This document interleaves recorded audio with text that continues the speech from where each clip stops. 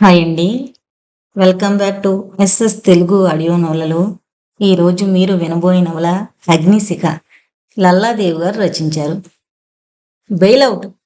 బిక్కులు పిక్కటిల్లేలా కేక పెట్టాడు రవి. అతని కేక ఎయిర్ ఇండియా వారి బోయింగ్ విమానం చేస్తోన్న భయంకరమైన శబ్దంలోంచి ఆకాశంలోకి దూసుకుపోయింది. కల్పనకు కాళ్ళు వణుకుతున్నాయి. ఆలోచించేందుకు సమయం చాలదు. కాక్పిట్లోంచి కో పైలట్ తొందర చేస్తూ కేకలు వేస్తున్నాడు. కల్పన నిలువెల్లా వణికిపోతూ ఉండడం చేత స్టీల్ రాడ్ మీద పారాచూట్ హుక్స్ చిన్న శబ్దం చేస్తున్నాయి. సమయం మించిపోతూ ఉంది. కల్పన, క్విక్ జంప్! మరీ తొందర చేశాడు రవి. కల్పన నిస్సహాయురాలై అతని వైపు చూస్తోంది. ఆ చూపుల్లో భయము, కడసారి వీడుకోలు తీసుకుంటున్న వైరాగ్యము మిళితమై ఉన్నాయి. ఇంజన్లో ఇంకా అస్తవ్యస్త పరిస్థితి పెరిగింది. కడసారి వైర్లెస్ సెట్ పనిచేస్తుందేమోనని ఆశతో చెవులకి తగిలించుకొని చూశాడు రవి. పరిస్థితి మరీ చేజారిపోతున్నందుకు సూచనగా వికృతమైన శబ్దాలు, భయంకరమైన ప్రేలుడు శబ్దాలు వినిపిస్తున్నాయి. కాక్పిట్లో నుంచి సన్నని పొగ, వెచ్చని ఆవిరి విమానమంతా ఆక్రమించుకుంటున్నాయి.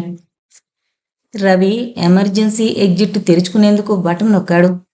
అదృష్టవశాత్తు అదింకా స్టక్ అయిపోలేదు. ప్రాణాలు దక్కించుకునే అవకాశం చేజారిపోలేదు. అయితే త్వరపడి దూకెయ్యాలి. విమానం డౌన్ అయిపోతుంది. మరింత డౌన్ అయిపోయిందంటే పారాచూట్స్ వల్ల ఉపయోగం ఉండదు.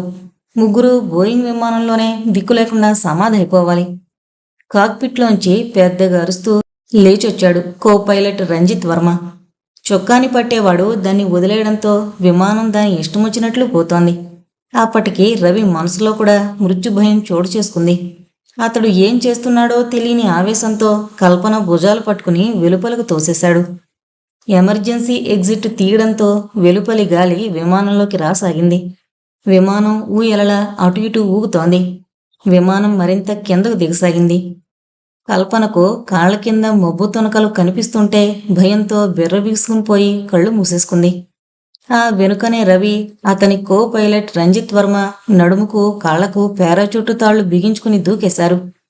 చొక్కాని పట్టేవాళ్లు ఎవరూ లేకపోవడంతో బోయింగ్ విమానం కొంతసేపు దిక్కులు మార్చుకుంటూ వెళ్లి పెద్ద శబ్దంతో కూలిపోయింది. అగ్నిశిఖలు ప్రజ్వరిల్లుతూ ఉండగా అది దట్టమైన ఏజెన్స్ అడవుల్లో ఎక్కడో కూలిపోయింది. అది సాయం సంధ్య. పశ్చిమాన ఎర్రటి సూర్యుడు దిగిపోతున్నాడు. నీరెండ సోకిన ఏజెన్సీ ప్రాంతపు అడవుల్లోని చెట్లన్నీ తగలబడిపోతున్నట్లు కనిపిస్తున్నాయి. జీవితం మీద ఆశలు వదులుకుని గట్టిగా కళ్ళు మూసుకున్న కల్పన వేగంగా కిందకు పడిపోతుంది. విమానంలో నుంచి తోసే ముందు కల్పన, నువ్వు బయటికి దూకిన తర్వాత ఈ తాళని గట్టిగా గుంజి లాగాలి అని చెప్పిన రవి మాటలు భయంతో మరిచిపోయింది. ఆమె నడుము, కాళ్ళు పారాచూటుకి బిగించున్నాయి. ఏ తాడు లాగాలో తెలియక చేతికందిన తాళ్ళు లాగింది. ఆమె అదృష్టదేవత కరుణో ఏమో పారాచూటు విప్పుకొని గాలి నింపుకొని గొడుగులా మారింది. పడిపోయే వేగం పూర్తిగా తగ్గిపోయింది. కాసేపటికి కళ్ళు తెరిచింది కల్పన. ఇందాక కాళ్ల కింద కనిపించిన మబ్బు తొనకలు ఇప్పుడు పైకి వెళ్ళాయి. శరీరానికి చల్లని గాలి తగలడంతో భయం వలన పోసిన చెమటలు ఆరిపోతూ ఆహ్లాదంగా ఉంది. భయం నుండి తేరుకున్నట్లుగా ఫీల్ అయింది. ఒక్కసారిగా కిందకు చూడడంతో ఏజెన్సీ ప్రాంతపు అడవుల్లోని ఎత్తైన వృక్షాలు ఆమెని మరింత భయపెట్టాయి. మళ్ళీ కళ్ళు మూసుకుంది. కళ్ళు తెరిచి చూసేసరికి దూరంగా ఓ పారాచూట్ కనిపించింది. దాని వేగాన్ని తగ్గించాలన్న ప్రయత్నం చేస్తున్న వ్యక్తి ఎవరో కల్పనకు అర్థం కాలేదు. ఎవరై ఉంటారు? బహుశా రంజిత్ వర్మ అయి ఉంటాడా? రవి ఉంటాడా? రంజిత్ వర్మ అయి ఉంటే రవి ఏమైనట్లు? కల్పన గుండెలు దడదళ్లాడాయి. రేపే నిశ్చితార్థం జరగబోతున్న తను ఈ ప్రయాణానికి ఎందుకు సిద్ధమైనట్లు? ఇంత సాహసం ఎందుకు చేసినట్లు? బామ్మ భాషలో చెప్పాలంటే ఒళ్ళు కొవ్వి ఈ మగరాయుడు వేషాలకు సిద్ధమైంది తను. ఇప్పుడిహ ఈ కథను విధి ఎలా నడపబోతోందో. దూరంగా కనిపించే పారాచూటు చూస్తుండగానే మరీ దూరమైపోయింది. ఆ దూరమైపోతున్న వ్యక్తి రవి కాదు. కాడా? కాదు, కాకూడదు. మసకలు వారుతోంది. తానింకా ఎంతసేపటికి నేల మీదకి చేరుకోగలదు? ఇలా ఈ చిన్న ఆధారంతో గాలిలో ఎంతసేపని? కాళ్ళ కింద నేల ఆధారం దొరికేదప్పటికి, నిలకడ చిక్కేదప్పటికి మళ్లీ భయం. కల్పన కిందకి చూసింది. ఎత్తు తగ్గడంతో క్రిందనున్న దృశ్యం అద్భుతమైన దృశ్యంగా కనిపిస్తోంది. అదంతా ఏజెన్సీ అడవి. టేకు, పలాస, మద్ది, చిట్టిరేగి చెట్లు ఆకాశంలోకి ఎదిగి ఉన్న చిన్న చిన్న మరుగుజ్జుల్లా అవుపిస్తున్నాయి. దూరంగా పాలకొండలు. కొండల మీద నుండి సన్నగా దారం పోగులా కనిపించే ఏరు. పక్కనే చిన్న గుండ్రాయిలా కనిపించే ధారాళమ్మ ఆలయం. నర్సీపట్నం పోయే ఘాట్ రోడ్డు నల్లత్రాచులా ఉంది. ఆర్వీ నగర్ బొమ్మరిళ్లలా కనిపిస్తోంది. ఈ పేర్లు, వివరాలు ఆమెకు తెలిసినవి కాకపోయినా ఆ దృశ్యం అద్భుతంగా ఉంది. కొద్ది క్షణాల క్రితం జీవితపు అంచుల మీద నిలబడి భయంతో వణికిపోయిన ఆమెకు ఇప్పుడు ఈ ప్రకృతి సుందర దృశ్యాలు ఆనందం కలిగిస్తున్నాయి. దూరం నుండి ఎవరో పిలుస్తున్నట్లు అనిపించింది. తన పిచ్చి కాకపోతే అటు భూమి ఇటు ఆకాశము కాని ఈ త్రిశంకు స్వర్గంలో తనని పేరు పెట్టి పిలిచే నాదుడెవరు? ఏమో. కల్పన, కల్పన! మళ్ళీ పిలుపు వినిపించింది. ఈసారి దగ్గరగా, ఇంకా దగ్గరగా. కల్పన చుట్టూ చూసింది. 25-30 గజాల దూరంలో పారాచూట్ని ఇంకా దగ్గరికి తీసుకుని రావాలని విశ్వ ప్రయత్నం చేస్తూ కనిపించింది ఓ ఆకారం. ఆ మసక వెలుగులో అతడు మరింత దగ్గరకు రాగానే కల్పన కనిపెట్టేసరికి అతడు రవి. తృప్తిగా ఒకసారి నిట్టూర్చింది. పారాచూట్ నడపడంలో రవి ఎంత నైపుణ్యం గలవాడో అతని గదిలోని షీల్డులే అందుకు ఉదాహరణ. అతని నైపుణ్యం గురించి లోగడనే వినుంది. కాని ఇప్పుడు అతని నైపుణ్యం కళ్ళారా చూస్తోంది. రవి సంతోషంతో కేరింతలు కొడుతున్నాడు. పారాచూట్ క్యాన్వాసులు 2 ఆనుకునేలా దగ్గరకొచ్చాడు. కల్పనకు 2 రౌండ్లు చుట్టొచ్చి 3వ రౌండ్లో ఆమెను పట్టుకున్నాడు. పారాచూట్లు 2 అతి చేరువలోకొచ్చాయి. తాము చెట్ల మధ్యన ఇరుక్కుపోకుండా వాటిని మైదానం మీదకి డైరెక్ట్ చేశాడు. కల్పన, ఇంకొద్ది క్షణాల్లో మన కాళ్లకు నేల తగులుతుంది.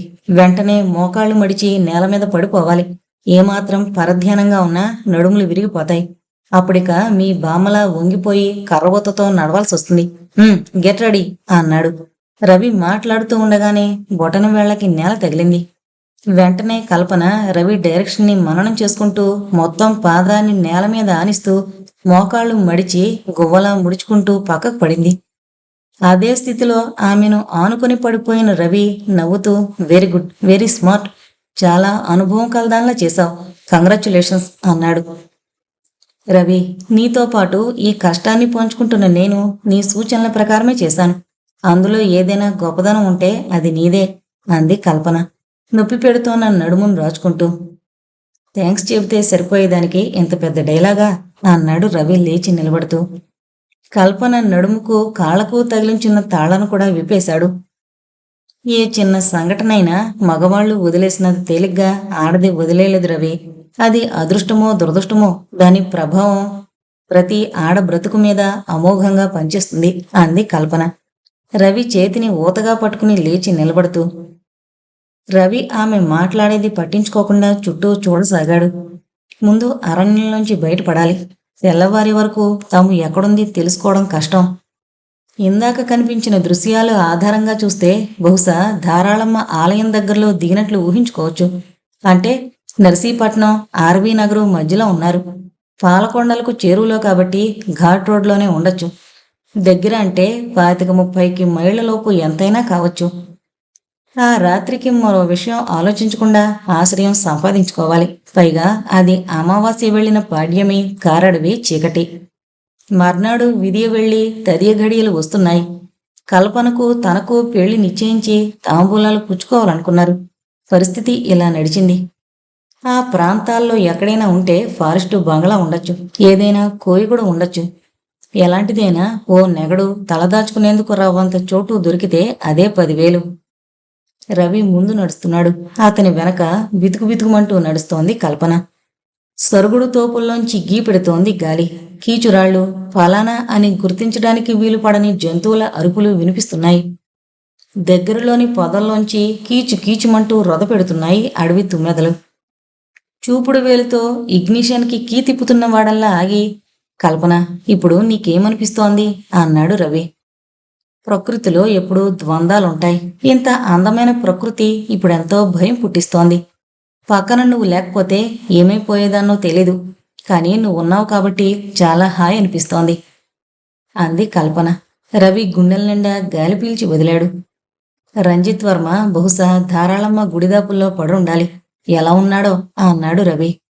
సమాధానంగా కెవ్వున కేక వినిపించింది. రవి వెనుతిరిగేసరికి ఒక్కో దూకుతో ముందుకొచ్చి అతన్ని అల్లుకుపోయింది కల్పన. ఆమె నిలువెల్లా వణికిపోయింది. ఏంటి, ఏమైంది కల్పన? పాము వణుకుతున్న స్వరంతో చెప్పింది. రవి ముందుకు చూశాడు. నల్లగా నిగనిగలాడుతూ పడగ మీద అందమైన తెల్లని పాదాలతో కనిపించింది కృష్ణ సర్పం.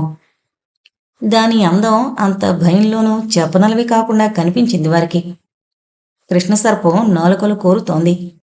రవి చప్పుడు కాకుండా 4 అడుగులు వెనక్కి నడిపించాడు. అక్కడే నిలబడి కాసేపు నిశ్శబ్దంగా చూశాడు. అది పడగ ముడుచుకొని తన దారిన తాను వెళ్ళిపోయింది. కల్పనకు ఒళ్ళంతా ముచ్చెమట్లు పోశాయి. ఆమె చేయి పట్టుకుని ఇంకా ముందుకు తీసుకువెళ్ళిపోయాడు రవి.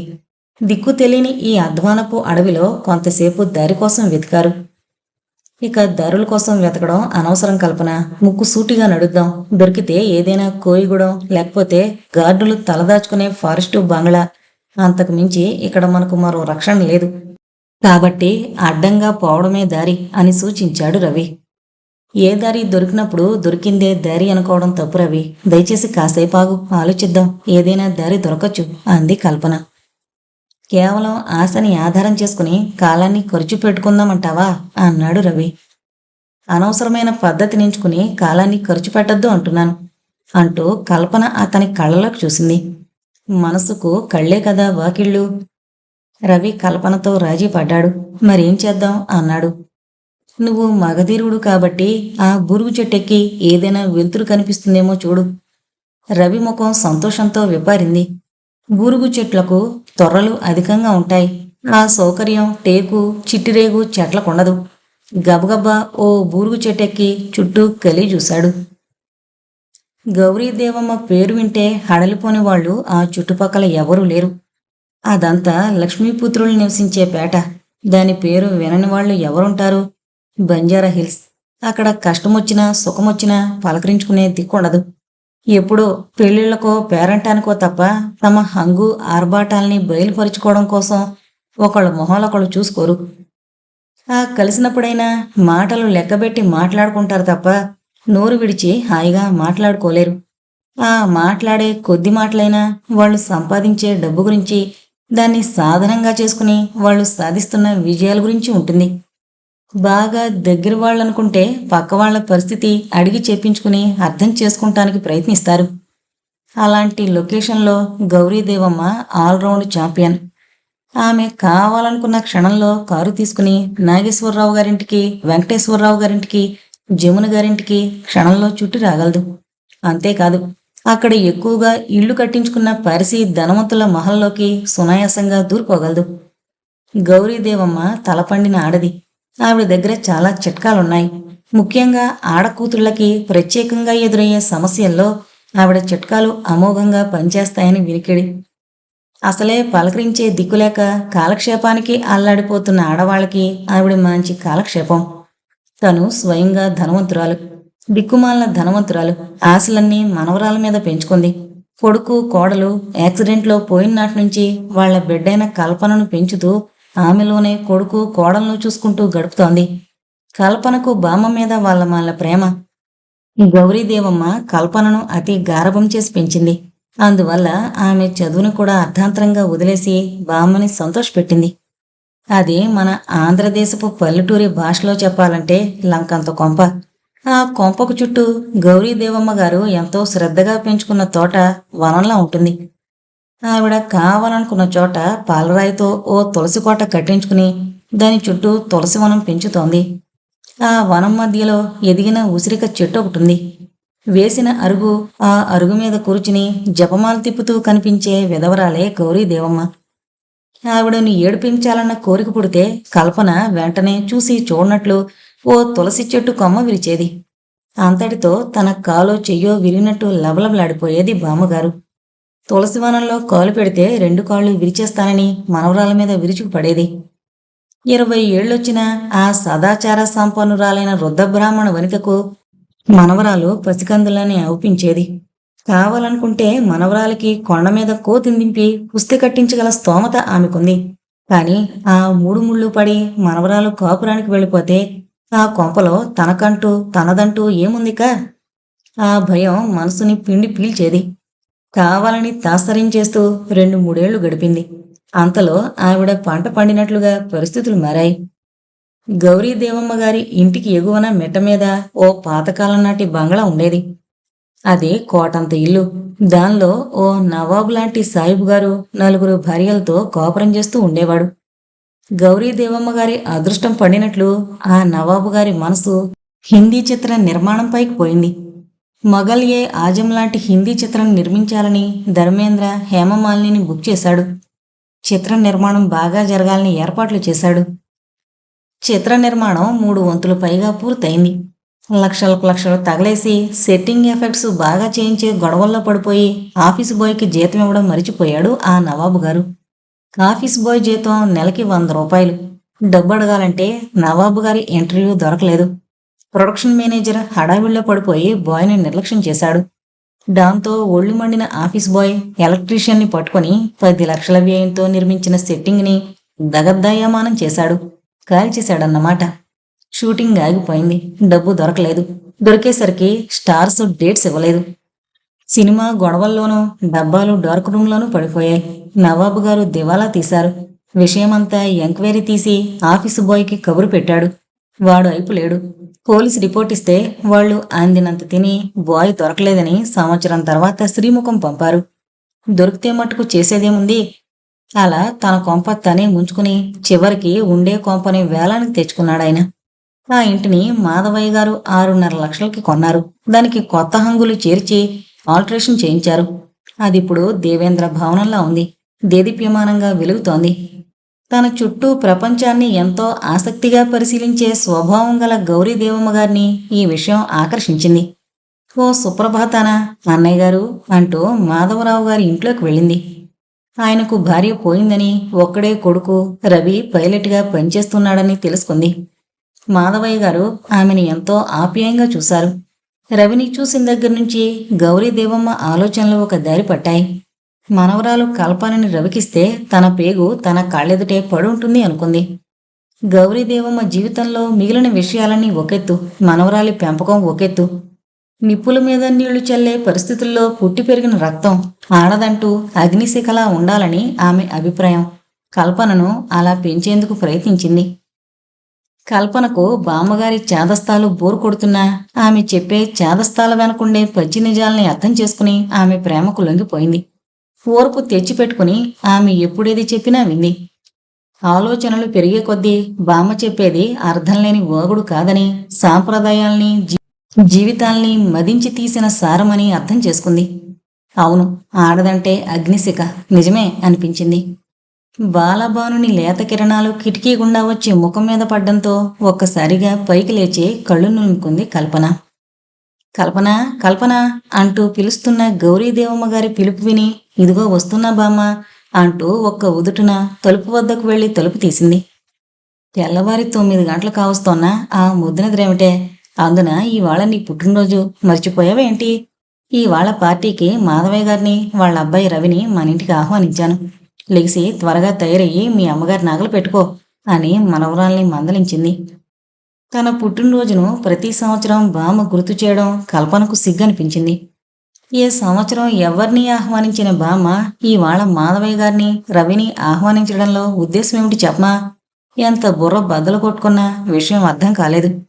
ఏమే, త్వరగా తయారవుతున్నావు లేదా అన్న బామ్మ కేక విని గబగబా బాత్రూంలో దూరి తలుపేసుకుంది. అక్కడే ఉంటే మళ్ళీ ఏ ప్రశ్నల వర్షం కురిపిస్తుందో అన్న భయంతో. రండి మాధవయ్య గారు, రాబాబు, అక్కడే నిలబడిపోయావేం? ఇది కూడా మీలుగానే భావించండి. అమ్మా కల్పన, మాధవయ్య గారు రవి వచ్చారు, ఇలా రామ్మా అంటూ మనవరాల్ని పిలిచింది. నమస్తే అంకుల్, బాగున్నారా అంటూ లోపల నుంచి వచ్చింది కల్పన. బాగానే ఉన్నాను గాని నువ్వు బొత్తిగా నల్లపోసవైపోయావేమమ్మా అంటూ ప్రశ్నించారు మాధవయ్య గారు. ఏముందంకుల్, బామ్మ పోరు భరించలేక కాలేజీ మానేశానా. టీసీ కోసం 2 రోజులు బట్టి తిరుగుతూ ఉంటే ప్రిన్సిపల్ లేడని తిప్పుతున్నారు అంకుల్, ఆ పని మీదనే ఉన్నాను. నమస్తే మేడం, మీరు మాట్లాడుకోవడమేనా? మమ్మల్ని ఏమన్నా మాట్లాడించేది ఉందా అన్నాడు రవి. ఐఎమ్ సారీ రవి, నిన్ను గమనించనే లేదు. ఏంటి విశేషం? ఇవాళ నాన్నగారిని నన్ను భోజనానికి ఆహ్వానించారు. ఏముంది రవిబాబు, మా కల్పన పుట్టి ఈ వాటికి 17 ఏళ్ళు నిండాయి అని పూర్తి చేసింది గౌరీదేవమ్మ గారు. ఓ ఐసీ. అమ్మాయి గారు ఇవాళే పుట్టారన్నమాట. విష్ యూ హ్యాపీ బర్త్డే అని అన్నాడు రవి. అమ్మ కల్పన, మావయ్య గారి కాళ్ళకి నమస్కరించమ్మా అనంది గౌరీ దేవమ్మ గారు. కల్పన మాధవయ్య గారి కాళ్లకు నమస్కరిస్తుంటే శీఘ్రమేవ కళ్యాణ ప్రాప్తిరస్తు అని ఆశీర్వదించారాయన. ఆయన ఆశీర్వాదం విన్న కల్పన చెక్కిళ్లు ఎరిపెక్కాయి. ఓరకంటితో రవి వంక చూసింది. అమ్మగారు, భోజనాలు రెడీ చేశాను అంటూ నాయరు పిలవడంతో అందరూ భోజనాలకు ఉపక్రమించారు. బూరుగు చెట్టు కింద నిలబడి ఇదంతా ఆలోచిస్తోంది కల్పన. దగ్గరలో ఏవైనా కోయగూడాలుంటే నెగళ్ళు మండుతూ వెలుతురు కనిపించాలి, కానీ అలాంటిదేమీ లేదు. నిరాశతో నిట్టూరిచాడు రవి. ఏ చెట్టు మీదో పడుకుని ఈ రాత్రి తెల్లవారుచుకోవాలి. చెట్టు మీదున్న కొన్ని జంతువులతో ప్రమాదం ఉంటుంది. కొండ చిలువలు, ఎలుగుబంట్లు, చిరుతుపులులు వగేరా, కానీ తప్పదు. చెట్టు దిగొచ్చాడు రవి. కల్పన, ఇంత చీకట్లో నీకు భయంగా లేదు? రవి నా పక్కనుండగా నాకు చీకటేంటి? కవిత్వం కూడా దూకుతుందన్నమాట. కవిత్వం చెప్పేవాళ్ళదేముంది, ఇన్స్పిరేషన్ ఇచ్చేవాళ్ళది గొప్పతనం. చెంపల్లో కెంపులు నింపుకుంటూ అంది కల్పన. కల్పన, నీ ఊహ తప్పయింది. దగ్గరలో ఎక్కడ ఏ గూడెం ఉన్నట్లు లేదు. నెగడున్న సూచనలేవి కనిపించడం లేదు. మాట మార్చి ప్రస్తుతానికి వచ్చాడు రవి. మనకు కనిపించినంత మాత్రాన లేవనుకోవడం పొరపాటు రవి. తిరిగి చూద్దాం పదా అంటూ అడుగు ముందుకు వేసింది కల్పన. ఆ చిక్కని చీకట్లో వాళ్ళు ఆశ్రయం కోసం చాలాసేపు తిరిగారు. కాళ్ళు పీకుతున్నాయి. విసుగుతో తలనొప్పి కూడా ప్రారంభమైంది రవికి. కల్పన చురుకుగా అడుగులు వేస్తూ రవిని అనుసరిస్తోంది. చాలాసేపు అడివంతా తిరిగారు. దారి దొరకలేదు.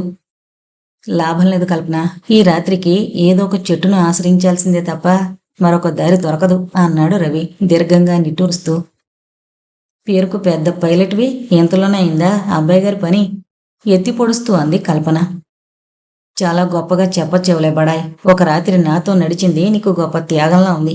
నేను ఈ జీవితకాలమంతా నీతో నడవగలను. ఏం ఓడిపోయానులే. అవును, అటు చూడు, అదేంటి? కల్పన నడుస్తున్నదల్లా ఆగిపోయి చూసింది. అంత చీకట్లోనూ కాటుక నీడలు ప్రతిఫలించే ముత్యంలా మెరుస్తుందామె. మీరెవరో చెప్పి ముందుకు రండి అన్నాడు రవి. పక్కనే పడున్న బారెడు చిట్రేగి కట్టను చేతిలోకి తీసుకుంటూ. కల్పన నవ్వు ఆపుకోలేకపోయింది. ఆడవాళ్ల మీద ఈయనగారి ప్రతాపం అనుకుంది, పెదవుల మధ్యనే నవ్వును బిగించేస్తూ. నా పేరు ఫరీదా, ఫారెస్ట్ బంగ్లా వాచ్మెన్ షేక్ దాదా కూతుర్ని.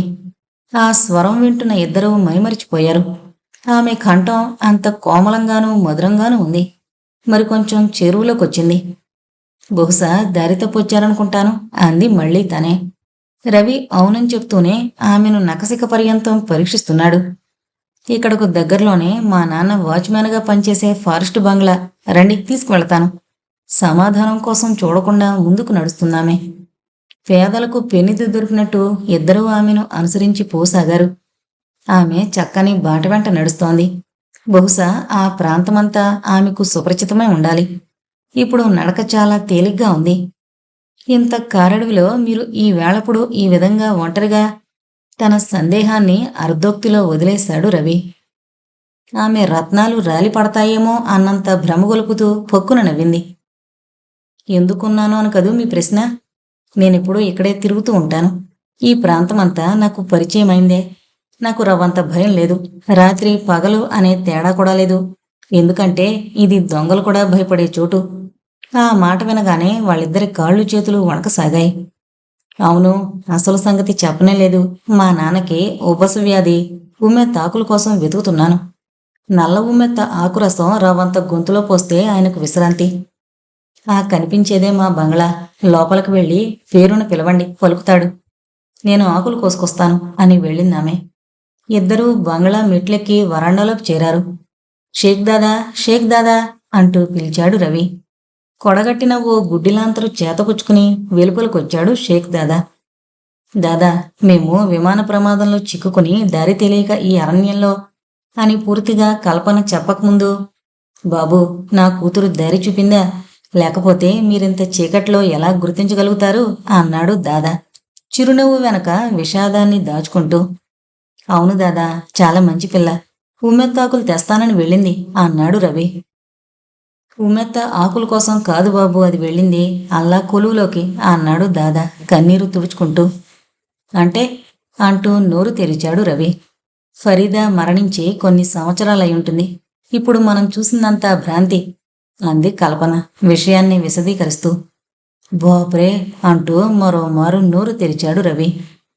షేక్ దాదా పైగొడ్డతో కన్నీరు తుడుచుకుంటూ లోనికి దారి చూపాడు. కొడిగట్టిన బేలాంతరు వెలుగులో గదిలో వస్తువులు స్పష్టంగా కనిపించడం లేదు. దానిని చాలా కాలంగా ఉపయోగించి ఉండకపోవడం వలన లోపల అన్ని వస్తువుల మీద దుమ్ము పేరుకుపోయింది. షేక్ దాదా ముందుగా కిటికీ తలుపులు తెరిచాడు. గదిలోకి అడవిగాలి రివ్వున దూసుకొచ్చి పడింది. అంతటితో గదిలో కొడుతోన్న మంజుకంపు మాయమైంది. కల్పన గబగబా వెళ్లి గుండెల నిండా గాలి పీల్చుకుంది. ఆకాశంలో చుక్కలు బాగానే దేదీప్యమానంగా వెలుగుతున్నాయి. షేక్ దాదా మంచం కింద వెతికి ఒక చోట పెట్టున్న 2 లాంతర్లు తీసి వెలిగించాడు. గదిలో చీకటి మాయమైంది. ఆ వెలుగులో అతని ఆకృతిని పరిశీలిస్తోంది కల్పన. నడుము వంగిన టీవీ తగ్గలేదు. బ్రతికి చిక్కిన బండంత మనిషి షేరు దాదా. తెల్లని మీసాలు ఒకనాటి తమ వైభవాన్ని కోల్పోకుండా టీవీగా ఉన్నాయి. దాదాది దెబ్బపండు ఛాయ.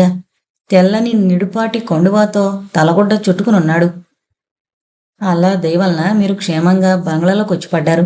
అదే 10,000. ఈ ప్రాంతంలో చేతుపులుల దాడి మరీ ఎక్కువగా ఉంటుందమ్మా. చూస్తే కొత్తగా పెళ్ళైన జంటలా ఉన్నారు. ఈ అధ్వాన పడుగులోకి ఎలా వచ్చి పడ్డారో పాపం అని వాళ్ళని అడగకుండానే తనలో తాను గొణుకోవడం ప్రారంభించాడు. ఈ ముసలాడికి వివరాలన్నీ ఎందుకో అనుకుని చిరాకేసింది రవికి. ఓ దిండు దుప్పటి పారేసి అవతలకు పోతే హాయిగా పడుకోవచ్చు అనుకున్నాడు రవి. కాని దాదా ఇంతలో వదిలేలా లేడు.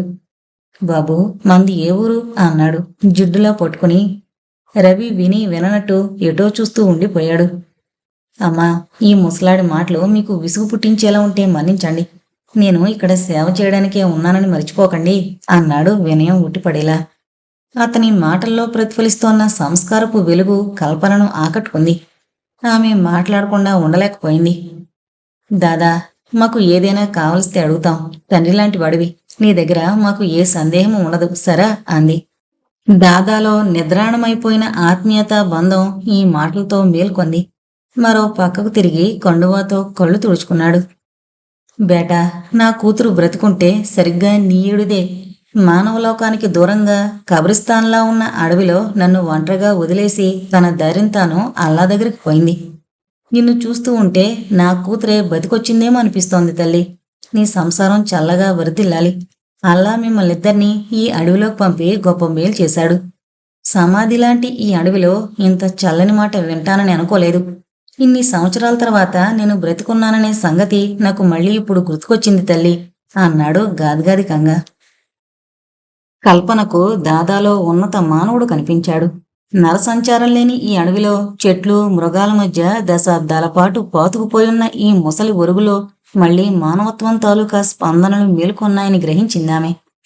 స్వార్థంలోంచి ప్రేమ, ప్రేమలోంచి త్యాగము ఉద్భవిస్తాయి. త్యాగమయమైన జీవితం పునీతమైంది. మానవులకు ఇది మచ్చుతొనక. ప్రేమ లేకపోతే సృష్టి లేదు.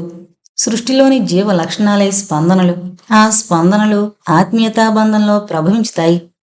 స్వార్థము, ఆత్మీయత కలిసి సృష్టి అవుతోంది కాబట్టి సృష్టి ప్రేమమయమవుతోంది.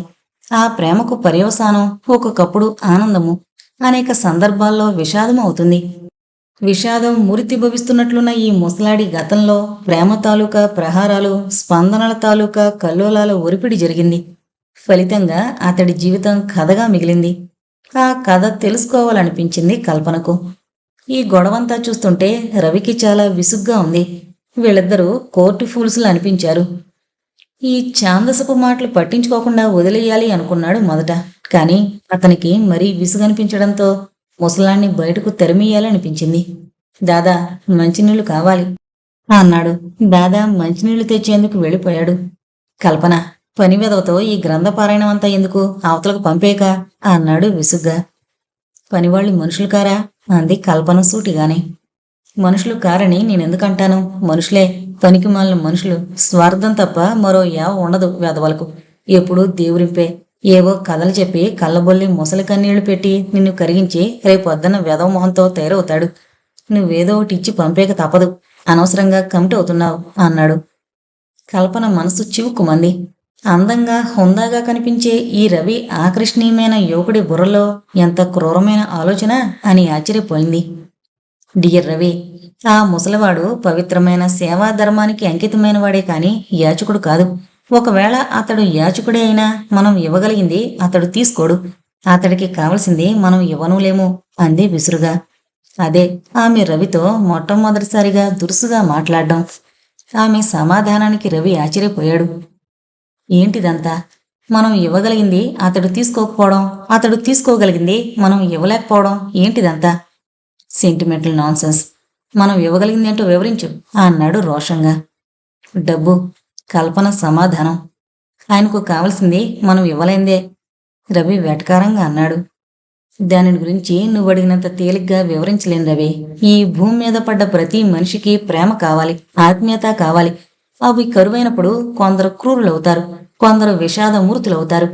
ఈ చెత్తవాగుడు నీకు నచ్చదులే, హాయిగా పడుకో అని అంతటితో ఆ ప్రసంగాన్ని కట్ చేసింది. దాదా చిన్నగా దగ్గాడు. రవికి నీళ్లు అందించాడు. దాదా, వారికి ఓ దిండు దుప్పటి ఇవ్వు అంది కల్పన. దాదా వంగి ఆ మంచం కిందనే ఉన్న ఓ పెట్టెను బయటికి లాగాడు. ఆ ట్రంకు పెట్టె రంగు మాసి బాగా తుప్పు పట్టుంది. మూత లేపుతూ ఉంటే కరకరమని శబ్దం చేసింది. అందులోంచి ఓ దుప్పటి దిండు బయటికి లాగి మళ్ళీ మూత వేశాడు దాదా. అందులో మరో దుప్పటి కూడా ఉందిగా, అది కూడా ఇవ్వు అన్నాడు రవి. దాదా ముసిముసి నవ్వులు నవ్వుతూ పెట్టెను మంచం కిందకు తోశాడు, రెండో దుప్పటి ఇవ్వకుండానే. రవి కల్పనకేసి చూశాడు. ఆమె ముసిముసి నవ్వులు నవ్వుతోంది. రవి కూడా అలాగే నవ్వుకోక తప్పలేదు. బేటీ, మీరు తినడానికి ఏదైనా తెచ్చుకున్నారా లేదా అంటూ ప్రశ్నించాడు దాదా. ఆకలిగా ఉంది, ఏదైనా ఉంటే పెట్టు దాదా చిన్నపిల్లల అడిగింది కల్పన. ఈ వరుస చూసుకుని యావగించుకున్నాడు రవి.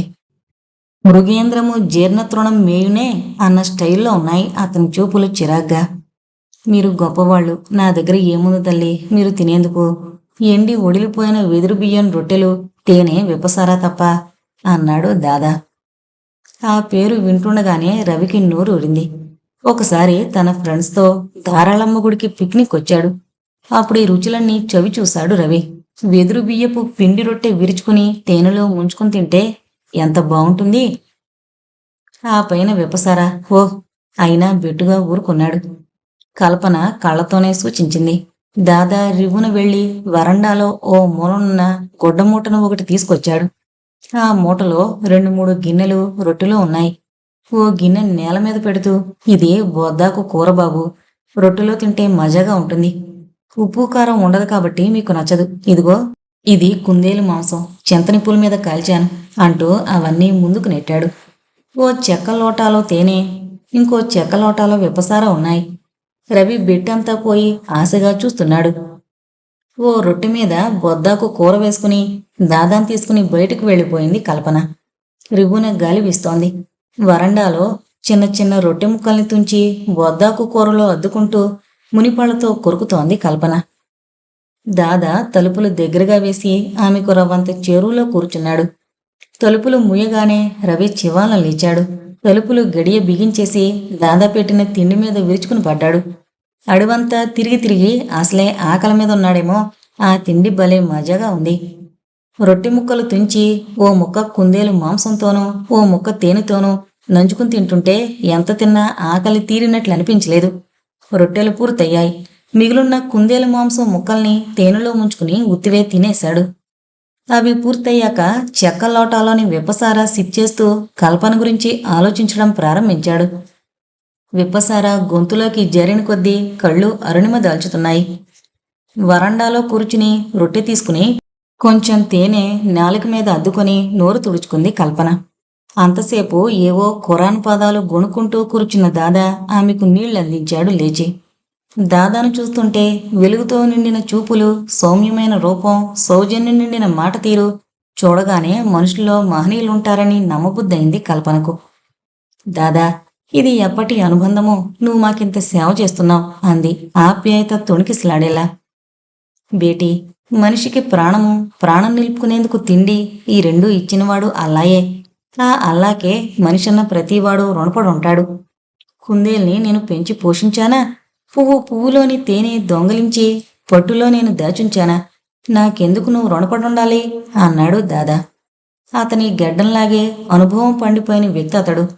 అది జీవితాన్ని మదించిన సారం. అనుభూతుల ఒరిపిడి వల్ల ఉబుకొచ్చిన అమృతం అది. ఈ ప్రేమమూర్తి, ఈ కర్మయోగి, ఈ కర్తవ్య పరాయణుడు, ఈ మేధావి ఈ అడవిలో ఉన్నాడేమిటి? అవును, మనిషిని బానిసను చేసే లాలసలకు, వికారాలకు దూరంగా అడవిలో ఉండి జీవితాన్ని మదించిన మహర్షి తను. తనదంటూ ఏమీ లేదు, ఎప్పుడో వచ్చే ఫారెస్టు గార్డులు తప్ప. అయినా ఇతడు అన్ని విషయాలు ఆలోచించగలడు, అర్థం చేసుకోగలడు. ఎలా? అతని వ్యక్తిత్వానికి ముగ్ధురాలైంది కల్పన, ప్రభావితురాలైంది. ఇంకా ఎంతో ఎంతో అతనితోటి మాట్లాడాలి అనిపించింది, అతని గురించి తెలుసుకోవాలనిపించింది. అయితే దాదాజీ, ఫరీదా నీకెప్పుడూ కనిపించదా? లేదు బేట, కనిపిస్తే నా కళ్ళల్లోనే కట్టి పడేస్తానని భయం, అల్లాకొలుకు ఆలస్యమైపోతుందని దిగులు. ఎప్పుడూ నాకు కనిపించదు. ఆ రోజు జీవితంలో చెడ్డ రోజు. నా జీవితం గురించి తెలుసుకోవాలని ఉత్సాహపడుతున్నావు కాబట్టి విను బేట, చెబుతాను. నా మనసులో బాధని కొంత ఉపశమనం గావించుకుంటాను అన్నాడు దాదా ఒక గాఢమైన నిట్టూర్పును విడుస్తూ. ఆకాశమంతా మబ్బు పట్టుంది. సన్నటి తుంపర ప్రారంభమైంది. వర్షానికి గాలి తోడవడంతో వాతావరణమంతా ఒక్కసారిగా హోరెత్తిపోతుంది. ఆ వర్షంలో ఓ జీపు ఫారెస్టు బంగ్లా ముందుకొచ్చాగింది. దాదా, దాదా అంటూ పిలిచాడు ఓ వ్యక్తి జీపు దిక్కుండానే. హడావిడిగా దాదా బయటకొచ్చి ఆ వ్యక్తిని చూసి, మీరా రాజాబాబు, ఎంత రాత్రప్పుడు అంటూ అర్ధోక్తిలో ఆగిపోయాడు. దాదా, నా ఫ్రెండ్స్ ఆకలితో ఉన్నారు, వాళ్ళకి ఏవైనా అందించగలవా? మీరు ఆజ్ఞాపించాలే గాని ఈ దీనుడు చేయలేందేముంది బాబు. కమాన్ ఫ్రెండ్స్ అంటూ అందరినీ బంగ్లా లోపలికి తీసుకువెళ్ళాడు రాజా దయానంద ప్రసాద్. దాదా వారికి కావలసిన సదుపాయాలు కలగజేయడంలో నిమగ్నుడయ్యాడు. అమ్మ ఫరీదా, రాజాబాబు వచ్చాడు, వారితో పాటు వారి స్నేహితులు ఎవరో వచ్చారు, త్వరగా రొట్టెలు తయారు చేయి తల్లి అంటూ పురమాయించాడు. రాజాబాబు వచ్చాడు అనేసరికి ఫరీదా ముఖం వింత కాంతులతో ప్రకాశింపసాగింది. త్వరగా రొట్టెలు చేయడంలో నిమగ్నమైంది. తయారైన వేడివేడి రొట్టెలను, తేనె, అంతకు ముందు రోజే కొట్టి తెచ్చిన కుందేలు మాంసం, విప్పసార వారి ముందుంచాడు.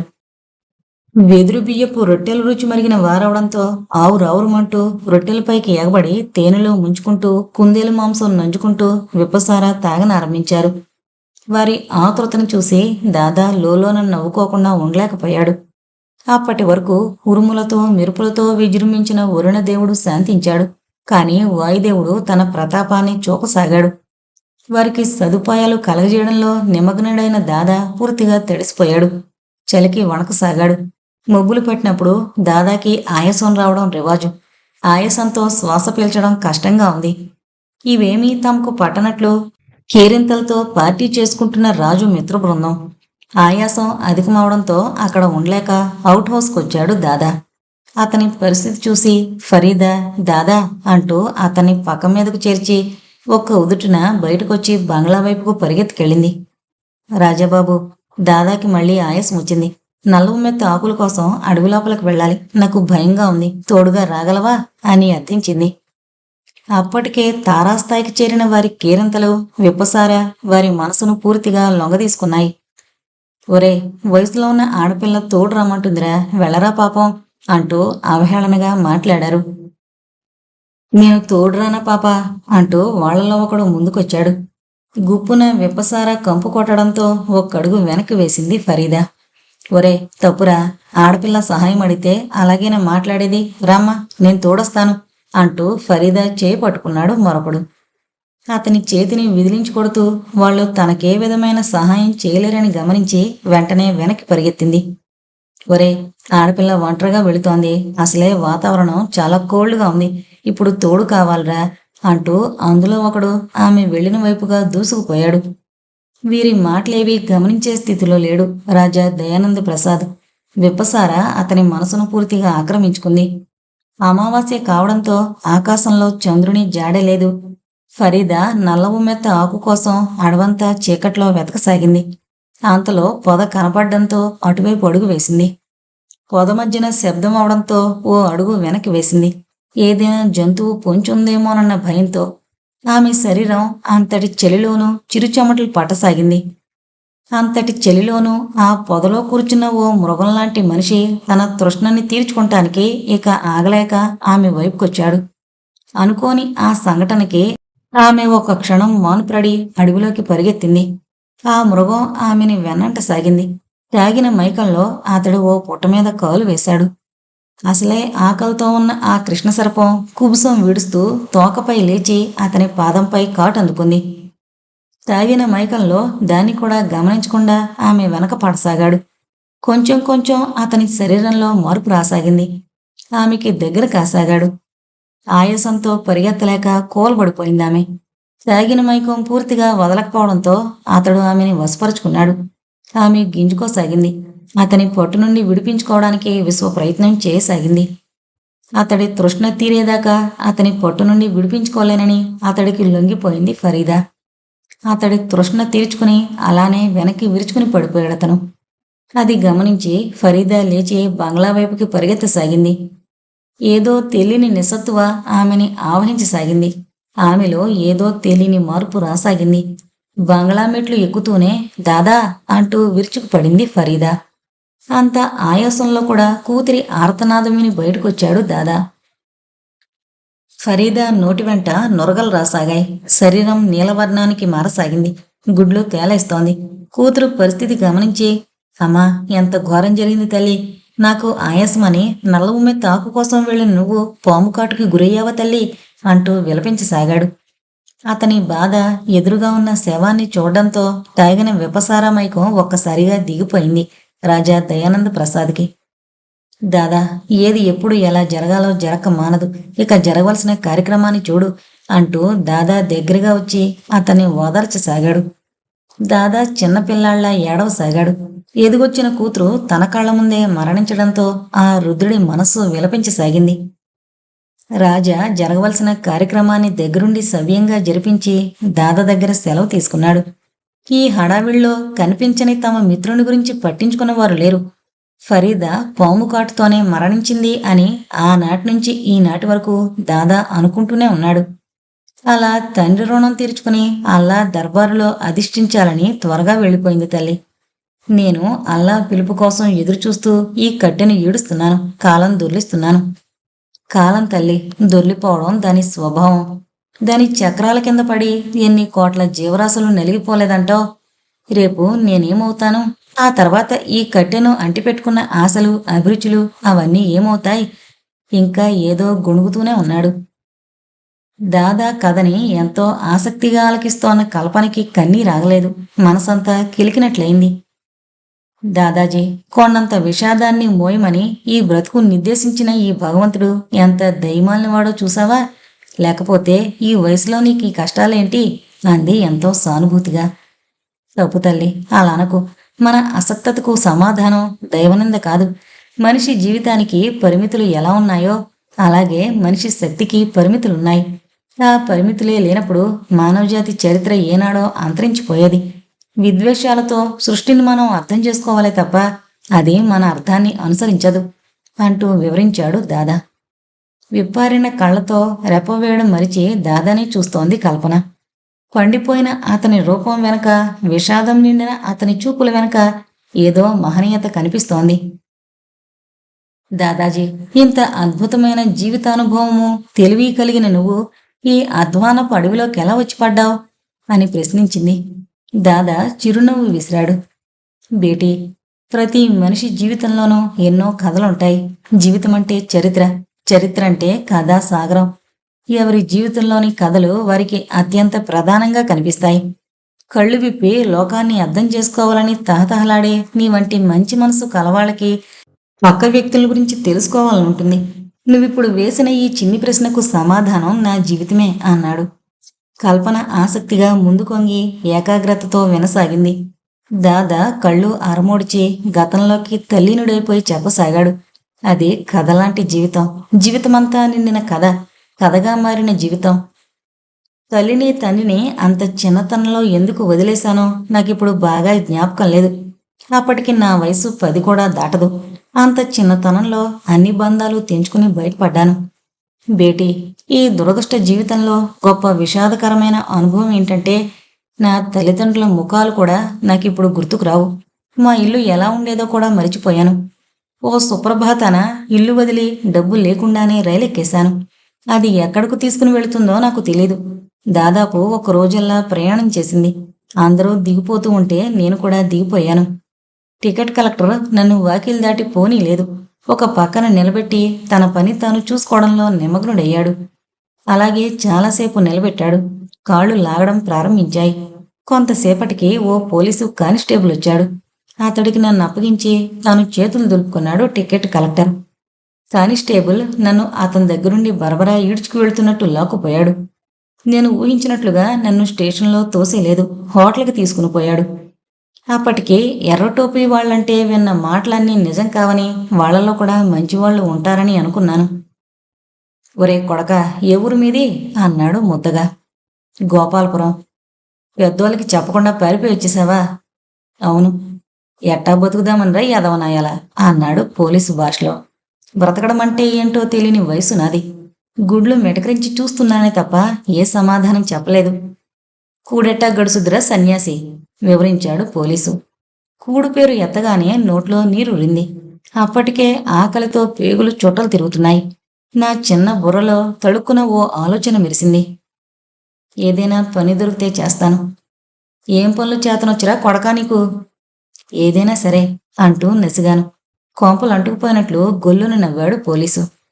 అతను ఎందుకు నవ్వుతున్నాడో నాకు అర్థం కాలేదు. అతడు నవ్వుతూనే అన్నాడు, పక్క వేస్తావురా? ఓ అన్నాను హుషారుగా. చాలా తేలికైన పని. పక్కలు వేయడం అంటే ఏముంది? ఓ మంచం వాల్చి దానిమీద ఓ దుప్పటి పరిచి దిండు సర్దడమేగా. అదేమంత కష్టమైన పని కాదనిపించింది. బిడ్డా, ఆకలిగా ఉందిరా అడిగాడు పోలీసు. కళ్ళల్లో నీళ్లు తిరిగాయి. ఆకలిగా ఉందిరా అని అడగడంతో అప్పుడు గుర్తుకొచ్చింది తాను 2 రోజులు బట్టి ఏమీ తినలేదని. పేగులు అరవడం మొదలుపెట్టాయి. కళ్ళల్లో నీళ్లు తిరిగాయి. ఏడవ మోకరా ఎదవా, ఎదవన్నరెదవా అని అంటూ టిఫిన్ ఆర్డర్ చేశాడు పోలీసు. అప్పటికి నేను ఎక్కడున్నానో నాకు తెలీదు. పోలీసు చెప్పనూ లేదు. నన్ను సిటీ బస్ ఎక్కించి ఓ చోట దింపి అక్కడి నుంచి ఓ 2 ఫర్లాంగులు నడిపించాడు. చాలాసేపు ఇరుకు సందుల్లో దుర్వాసన భరిస్తూ నడిచాం. దారిలో హఠాత్తుగా పోలీసు గారికి ఒక ధర్మ సందేహం వచ్చింది. నీకు భాషొచ్చురా అని అడిగాడు. భాష అంటే ఏంటో నాకు అర్థం కాలేదు. నేను సమాధానం చెప్పలేదు. నీకు తురకం వచ్చురా? వచ్చురా అంటే పలకమేమరా తొత్తుకొడక? ఆతాజీ అన్నాను ఆత్రంగా. అప్పటికి మేము ఒక కొంప ముందాగాం. ఆ పరిసరాలన్నీ కుళ్ళుకొంపు కొడుతున్నాయి. దోమలు రాకాసుల్లా ఉన్నాయి. ఆ ఇంటి తలుపు మీద లాఠీతో కొడుతూ అత్త అత్త అని పిలిచాడు. లోపల కాసేపు గుసగుసలు, గాజుల చప్పుళ్ళు వినిపించాక గడియ తీసిన శబ్దమైంది. తలుపు తెరుచుకోగానే మా ముందు ఓ లావు పాటేవాడి ప్రత్యక్షమైంది. అత్త, నీకొక ప్రజెంటేషన్ తెచ్చాను అన్నాడు పోలీసు లోపల కడుగు పెడుతూ. నేను కూడా వెంట నడిచాను. ఏంద్రా చిన్నలుడా అది అంది లావుపాటి అత్తగారు. ఇదిగో గుంటడు ఇంట్లో నుంచి పారొచ్చాడు. పనిచేయడానికి పిల్లోడు కావాలంటివే ఈయనుంచుకుంటావా అన్నాడు 2 అర్థాలొచ్చే ధోరణిలో. ఈడు మన పనిలో ఇముడుతాడంటావా? అత్త ప్రశ్న. ఏ బాదరబందీ లేనోడు పోలీసు జవాబు. ఏరా గుంటడా, మా ఇంట్లో పనిచేస్తావా అడిగింది అత్త. ఓ అన్నాను హుషారుగా. పోలీసు గారు అత్తని ఓ మూలకు తీసుకెళ్లి ఏదో గుసగుసలాడాడు. అత్త రొంటి దోపుకున్న మురికి సంచి విప్పి అందులో పొడి సున్నంతో ఉన్న తమలపాకుల్లోంచి కొన్ని నోట్లను తీసి పోలీసు గారికి ఇచ్చింది. అది హాలు. ఆ హాలు చుట్టూ గదులున్నాయి. ప్రతి గదికి తెర వేలాడుతోంది. ఓ తెర తొలగించుకుని లోపలికి వెళ్ళాడు పోలీసు. ఓ నిమిషం కూడా కాకముందే మళ్ళా బయటకు తిరిగొచ్చి మరో గదిలోకి దూరాడు. స్థాణువులా నిలబడిన నన్ను తక్షణమే పనిలోకి పెట్టింది అత్త. తర్వాతే తెలిసింది. పోలీస్ చేత అత్తగా పిలువబడిన దుర్గమ్మ లోకంలోని మగాళ్ళందరికీ అత్తగారేనని. నేను మూలన చీపురు పుచ్చుకుని హాలంతా ఊడుస్తున్నాను. కాసేపటికి పోలీసు చెమటలు తుడుచుకుంటూ బయటకొచ్చి నన్ను చూసి వెకిలిగా నవ్వాడు. అతని మీద నాకు కృతజ్ఞత భావంతో కూడిన ప్రేమ ఏర్పడింది. కానీ ఆ నవ్వుకు ప్రతిగా నవ్వాలని మట్టుకు ఆ క్షణంలో అనిపించలేదు.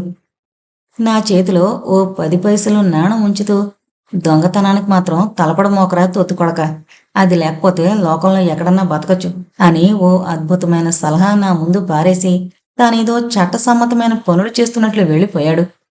వెళ్లేవాడు మళ్ళీ గుమ్మం దగ్గర ఆగి వెనక్కి తిరిగి, నేనప్పుడప్పుడు వస్తూనే ఉంటాను. ఇంటి దిగులు పెట్టుకుని పారిపోక, తెలిసిందా?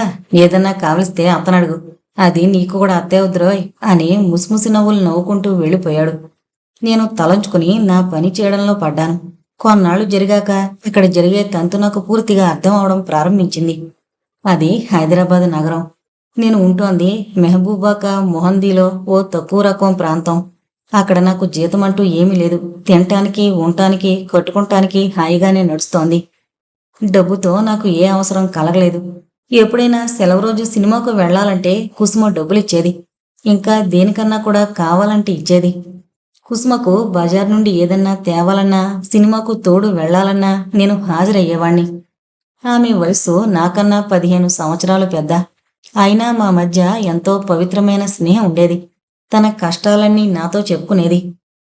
ఇక్కడుండి ఇన్ని కష్టాలు భరించలేకపోతే హాయిగా పారిపోకూడదు అన్నాను. బయట ప్రపంచంలోకి ఆడది ఒంటరిగా వెళితే ఎక్కువ కష్టాలే ఉంటాయి అంది కుసుమ దిగులుగా. రోజులు దొర్లిపోయాయి. అక్కడ పని వాళ్ళంతా మారిపోతున్నారు. కానీ నాకు రిటైర్మెంట్ కానీ ట్రాన్స్ఫర్ కానీ రాలేదు. కుసుమ దాదాపు రిటైర్ అవుతోంది. దుర్గమ్మ, నీకు తిండి కూడా దండగే కదే. ఇక్కడ నా నెత్తినికి కూర్చోకపోతే అలా వీధుల్లోకి పోయి అడుగు తిని చావకూడదు అంటూ పదే పదే కసురుకునేది. కుసుమ పరిస్థితి ఘోరంగా తయారైంది. తల్లిదండ్రులిచ్చిన రక్తాన్ని, భగవంతుడిచ్చిన యవ్వనాన్ని, ఆ కొంపల్లో భూస్థాపితం చేసుకున్న కుసుమ కళంకాన్ని ఇప్పుడు సమాధిలోంచి బయటకు లాగి దూరంగా విసిరివేయాలని చూస్తోంది దుర్గమ్మ. నాకు టీనేజ్ దాటుతోంది. 20లో పడ్డాను. కుసుమ కథకు ఓ చక్కని పరిష్కారం వెతకాలని నేను సతమతమవుతుండగా ఓ సంఘటన విచిత్రమైంది జరిగింది. ఓ రోజు 9 కాగానే అలవాటు ప్రకారం తలుపు కొట్టిన చప్పుడైంది. వెళ్ళి తలుపు తీసి సెల్యూట్ కొట్టాను. ఓ ఆజానుబాహుడు హడావిడిగా హాల్లో జొరబడ్డాడు. నేను కుర్చీ చూపితే అందులో కూర్చున్నాడు హుందాగా. ఖరీదైన సిగరెట్ తీసి వెలిగించాడు. నా పేరు జాన్ వెస్లీ, ఫారెస్ట్ గార్డుని అంటూ తనని పరిచయం చేసుకున్నాడు. అతని పద్ధతులు, మర్యాదలు చూసి ఇక్కడకు రావాల్సిన వాడు కాదనిపించింది. కాసేపు మౌనంగా కూర్చుండిపోయాడు. సమయానికి దుర్గం ఇంట్లో లేదు. ఎలా అడగాలో తెలియక నేను, ఏమని అడగాలో తెలియక ఆయన కాసేపు తెగమక పడిపోయాం. సహజంగా ఇలాంటి విషయాల్లో ఆంగ్లో ఇండియన్స్కి కొంత చొరవ ఎక్కువగానే ఉంటుంది. కానీ జాన్ వెస్లీ ఆ బాపతుగా కనిపించలేదు. హాలులో మేము పడుతోన్న యాతన, చుట్టూ గదుల్లో తెరచాటు నుంచి అనేక కళ్ళు కనిపెడుతున్నాయని తెలుసు నాకు. కుసుమ నా అవస్థ గమనించి కాస్త చొరవ తీసుకుని తనే హాల్లోకొచ్చింది. ఆమెను చూస్తూనే వెస్లీ గారు కళ్ళు చికిలించారు ఫారెస్ట్ స్టైల్లో. ఆ తర్వాత ఎర్రగా తగలబడిపోతున్న పశ్చిమ ఆకాశం లాంటి ముఖం జేవురించి క్షణక్షణానికి ఎరుపు పెరిగింది. గురుకుటి ముడిపడింది. వెస్లీని చూస్తూనే కుసుమ రివ్వున వెనక్కి తిరిగి గదిలోకి వెళ్ళిపోయింది. ఇదంతా చూశాక వాళ్ళిద్దరి మధ్యన ఇంతకు ముందే పరిచయం ఉందని అర్థమైంది నాకు. ఈమెక్కడ ఎంతకాలం నుంచి ఉంటుంది? వెస్లీ ప్రశ్న. చాలా కాలం నుంచి. మీకు తెలుసా? తెలుసు. చిన్నతనం నుంచి తెలుసు. That's good. నేను వెళ్ళిపోతున్నాను. అదేంటి సార్, దుర్గమ్మతో వచ్చేదాకా ఓపిక పట్టండి. ఇక్కడ ఒక్క నిమిషం కూడా కూర్చోలేను. సార్, కుసుమని ఎలాగైనా కాపాడండి అంటూ ప్రాధేయపడ్డాను. ఆమెకేమైంది ఇప్పుడు? రిటైర్ అయిపోతుంది. ఇక్కడ ఉంటే డ్యూటీ లేదు, బయటికెళితే బ్రతికే దారి లేదు. అత్త రాచి రంపాను పెడుతోంది. జాలి గొలిపేలా చెప్పాను. వెస్లీ అత్తొచ్చే వరకు ఉలుకు లేదు, పలుకు లేదు. ఆలోచిస్తూ ఉండిపోయాడు. అత్త రాగానే వారం రోజులు తనతో తిప్పుకునేందుకు పర్మిషన్ సంపాదించాడు. ప్రతిఫలంగా ఎక్కువ మొత్తమే చెల్లించాడు. నేను గార్డుగా ఆఫీసులో అటెండ్ అవ్వాల్సిన పనుంది. జాగ్రత్తగా తీసుకెళ్లి వరంగల్లు, నర్సీపట్నం ఘాట్ రోడ్లో ఆర్వీ నగర్లో దిగిపోవాలి. అక్కడి నుండి 10 రూపాయలు ఇస్తే బండివాళ్లు బంగ్లా చేరుస్తారు. నేనొచ్చే వరకు ఎటూ కదలకండి. నేనొచ్చాక కుసుమ విషయం ఆలోచిస్తాను అంటూ రైలెక్కే ముందన్నాడు వెస్లీ. రైలు వేగాన్ని పుంజుకుంది. రైలు వేగాన్ని మించి నా ఆలోచనలు. కుసుమ వెస్లీని చూసి ఎందుకు పారిపోయింది? చిన్నప్పటి నుండి తెలుసు అన్న వెస్లీ మాటలు చెవుల్లో మారుమరోగసాగాయి. ఆలోచనలు వారి చుట్టూ ముసురుకోసాగాయి. ఒక్క కుదుపుతో రైలు ఆగింది. అంతటితో నా ఆలోచనలకు బ్రేకులు పడ్డాయి. ఏదో చిన్న స్టేషన్ రావడంతో తమ గమ్యంలో దిగవలసిన వారు మూకుమ్మడిగా దిగసాగారు. మేము కూర్చున్న పెట్టె దగ్గరగా ఖాళీ అయింది. చలిగాలి కిటికీలో గుండా రాసాగింది. వెనక్కిపోతోన్న చెట్లను చూసి కుసుమ తను జీవితంలో పోగొట్టుకున్న దాని గురించి కుసుమని అడిగాను. దుఃఖంతో కూడుకున్న స్వరంతో తమ మధ్యగల సంబంధాన్ని గురించి చెప్పసాగింది. మాది సతబ్రాహ్మణ వంశం. నాటకాలు వేయడం మా నాన్నగారు మాకు నేర్పిన విద్య. నాటకాలు వేయడంలో ఆయనకు సాటి లేదు. ఆ విధమైన పేరు తెచ్చుకుని కడదశలో పక్షవాతంతో మంచం పట్టారు. వెస్లీ గారిది మేము ఉంటున్న ఎదురింటి డాబా. ఎప్పుడో స్వాతంత్రం రాకముందు నుంచి వారక్కడే ఉండేవారట. భారతదేశంపై గల గౌరవంతో వారి తండ్రి గారు స్వాతంత్రం వచ్చినా గాని విడిచిపెట్టి వెళ్ళలేకపోయారు. వెస్లీ నేను చిన్నప్పటి నుంచి ఒకే స్కూలులో చదువుకున్నాం, కలిసిమెలిసి తిరిగాం. మా అనుబంధం పెద్దదైనా అలాగే ఉండి ఇద్దరం పెళ్లి చేసుకోవాలని ఓ నిర్ణయానికి వచ్చాం. ఇంతలో అతనికి గార్డు ట్రైనింగ్కి రావాల్సిందని ఉత్తర్వులు వచ్చాయి. విడువలేకనే అతను ట్రైనింగ్కి వెళ్ళాడు. మా నాన్నగారు మా సంబంధం గురించి విని నా పెళ్లి ప్రయత్నాలు చూడనారంభించారు. ఓ కిరస్తాని వాడికి నన్నిచ్చి కట్టబెట్టడం ఆయనకి సుతారాము ఇష్టం లేదు. ఓ శుభముహూర్తాన ఓ 50 ఏళ్ల వృద్ధుడికి నన్ను కట్టబెట్టాలని నిర్ణయించుకున్నారు. ఆ విషయం తెలిసిన నేను వెస్లీకి ఓ ఉత్తరం రాసి అర్జెంటుగా రమ్మన్నాను. ముహూర్తం దగ్గర పడుతోంది. వెస్లీ రాలేదు. ఆ ముసలవాణ్ణి చేసుకోవడం ఇష్టం లేక ఇల్లు విడిచాను. ఆ ఇల్లు విడిచిన నేను హైదరాబాదు చేరుకున్నాను. వయోముఖ వ్యాఘ్రం చేతిలో పడి అక్కడికి చేరుకున్నాను అంటూ తాను పోగొట్టుకున్న దాని గురించి బాధగా దాదాకి తన గాథను వినిపించింది. వెస్లీ గారి మాటలు జాగ్రత్తగా గుర్తుపెట్టుకుని ఈ బంగ్లా చేరాం బేట. ఇక నేను కాని కుసుమ కాని వెనుతిరిగి పోలేదు. మనస్తత్వంలో వెస్లీ చాలా సరళమైనవాడు. ఈ బంగ్లాలో నాకు తోడుగా కుసుమ నుంచేసి తాను ఉద్యోగరీత్యా ఇక్కడకు వచ్చిపోతూ ఉండేవాడు. కొన్నాళ్ల తర్వాత నాకు వాచ్మ్యాన్గా ఉద్యోగం వేయించాడు. కుసుమ తల్లిదండ్రులు పోయారు. ఆమె ఇక్కడే కాలం వెళ్ళబుచ్చింది. ఆ తర్వాత నాకు పెళ్ళైంది. ఫరీదా పుట్టడం వగేరా అంతా కలలా జరిగిపోయింది. ఇప్పుడు ఈ జీవితపు అంచుల మీద నిలబడి చూస్తే ఏంటో కనిపిస్తోంది బేటీ. కేవలం మనిషి బ్రతుకే ఒక నాటకం. ఎప్పుడో అల్లా నుండి పిలుపు వస్తుంది, వెంటనే తెర వాలుతుంది. అంతటితో మన ఆశయాలు గొప్పలు అన్నీ నామరూపాలు లేకుండా అణగారిపోతాయి. ఈ కాస్త వ్యవధిలో జనన మరణాల మధ్య ఉండే ఈ కొద్ది అధ్యాయంలో వెర్రి మనిషి అన్నీ తనవే అనుకుంటాడు, అనుభవిస్తాడు. దాదా నిట్టూర్చాడు. తలుపులు బొళ్ళును తెరుచుకున్నాయి. గుప్పున విప్పసార వాసన వరండాలోకొచ్చింది. ఆ వెనక రవి కూడా వచ్చాడు. అతని కళ్ళు చింతనిప్పుల్లా మండుతున్నాయి. బాగా మెక్కి విప్పసార దట్టించడంతో కాబోలు మనిషి అదోలా ఉన్నాడు. అతని వాలకం చూసి కల్పనకు వెగటనిపించింది.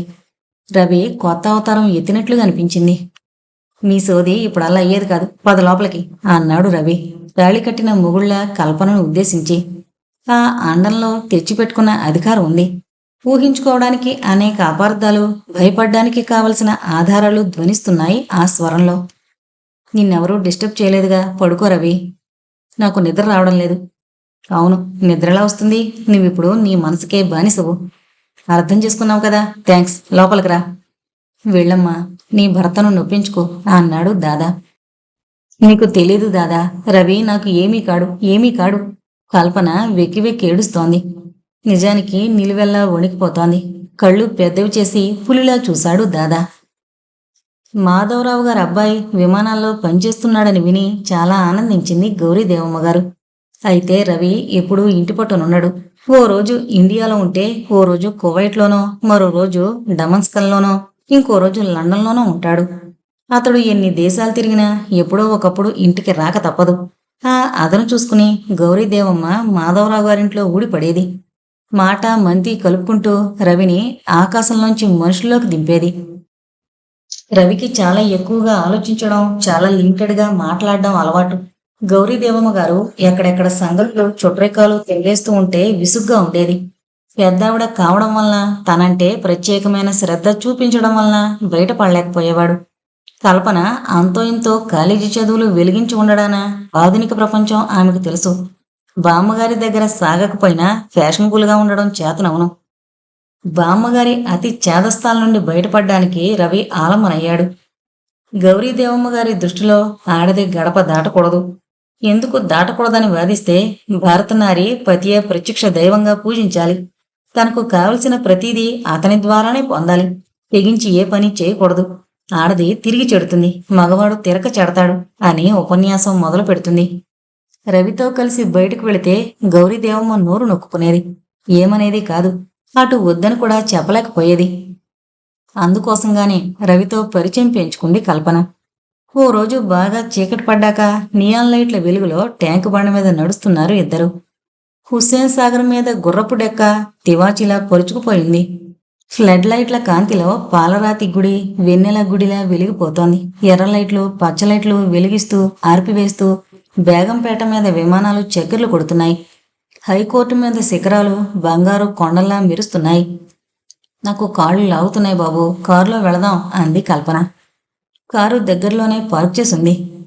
వెంకటేశ్వర స్వామి గుడి చూడు ఎంత అందంగా ఉందో, మారులెస్ అన్నాడు. ఒక్కరోజైనా గుడిమెట్లు ఎక్కనవాడివి, దాని అందంతో నీకెందుకు అంది కల్పన.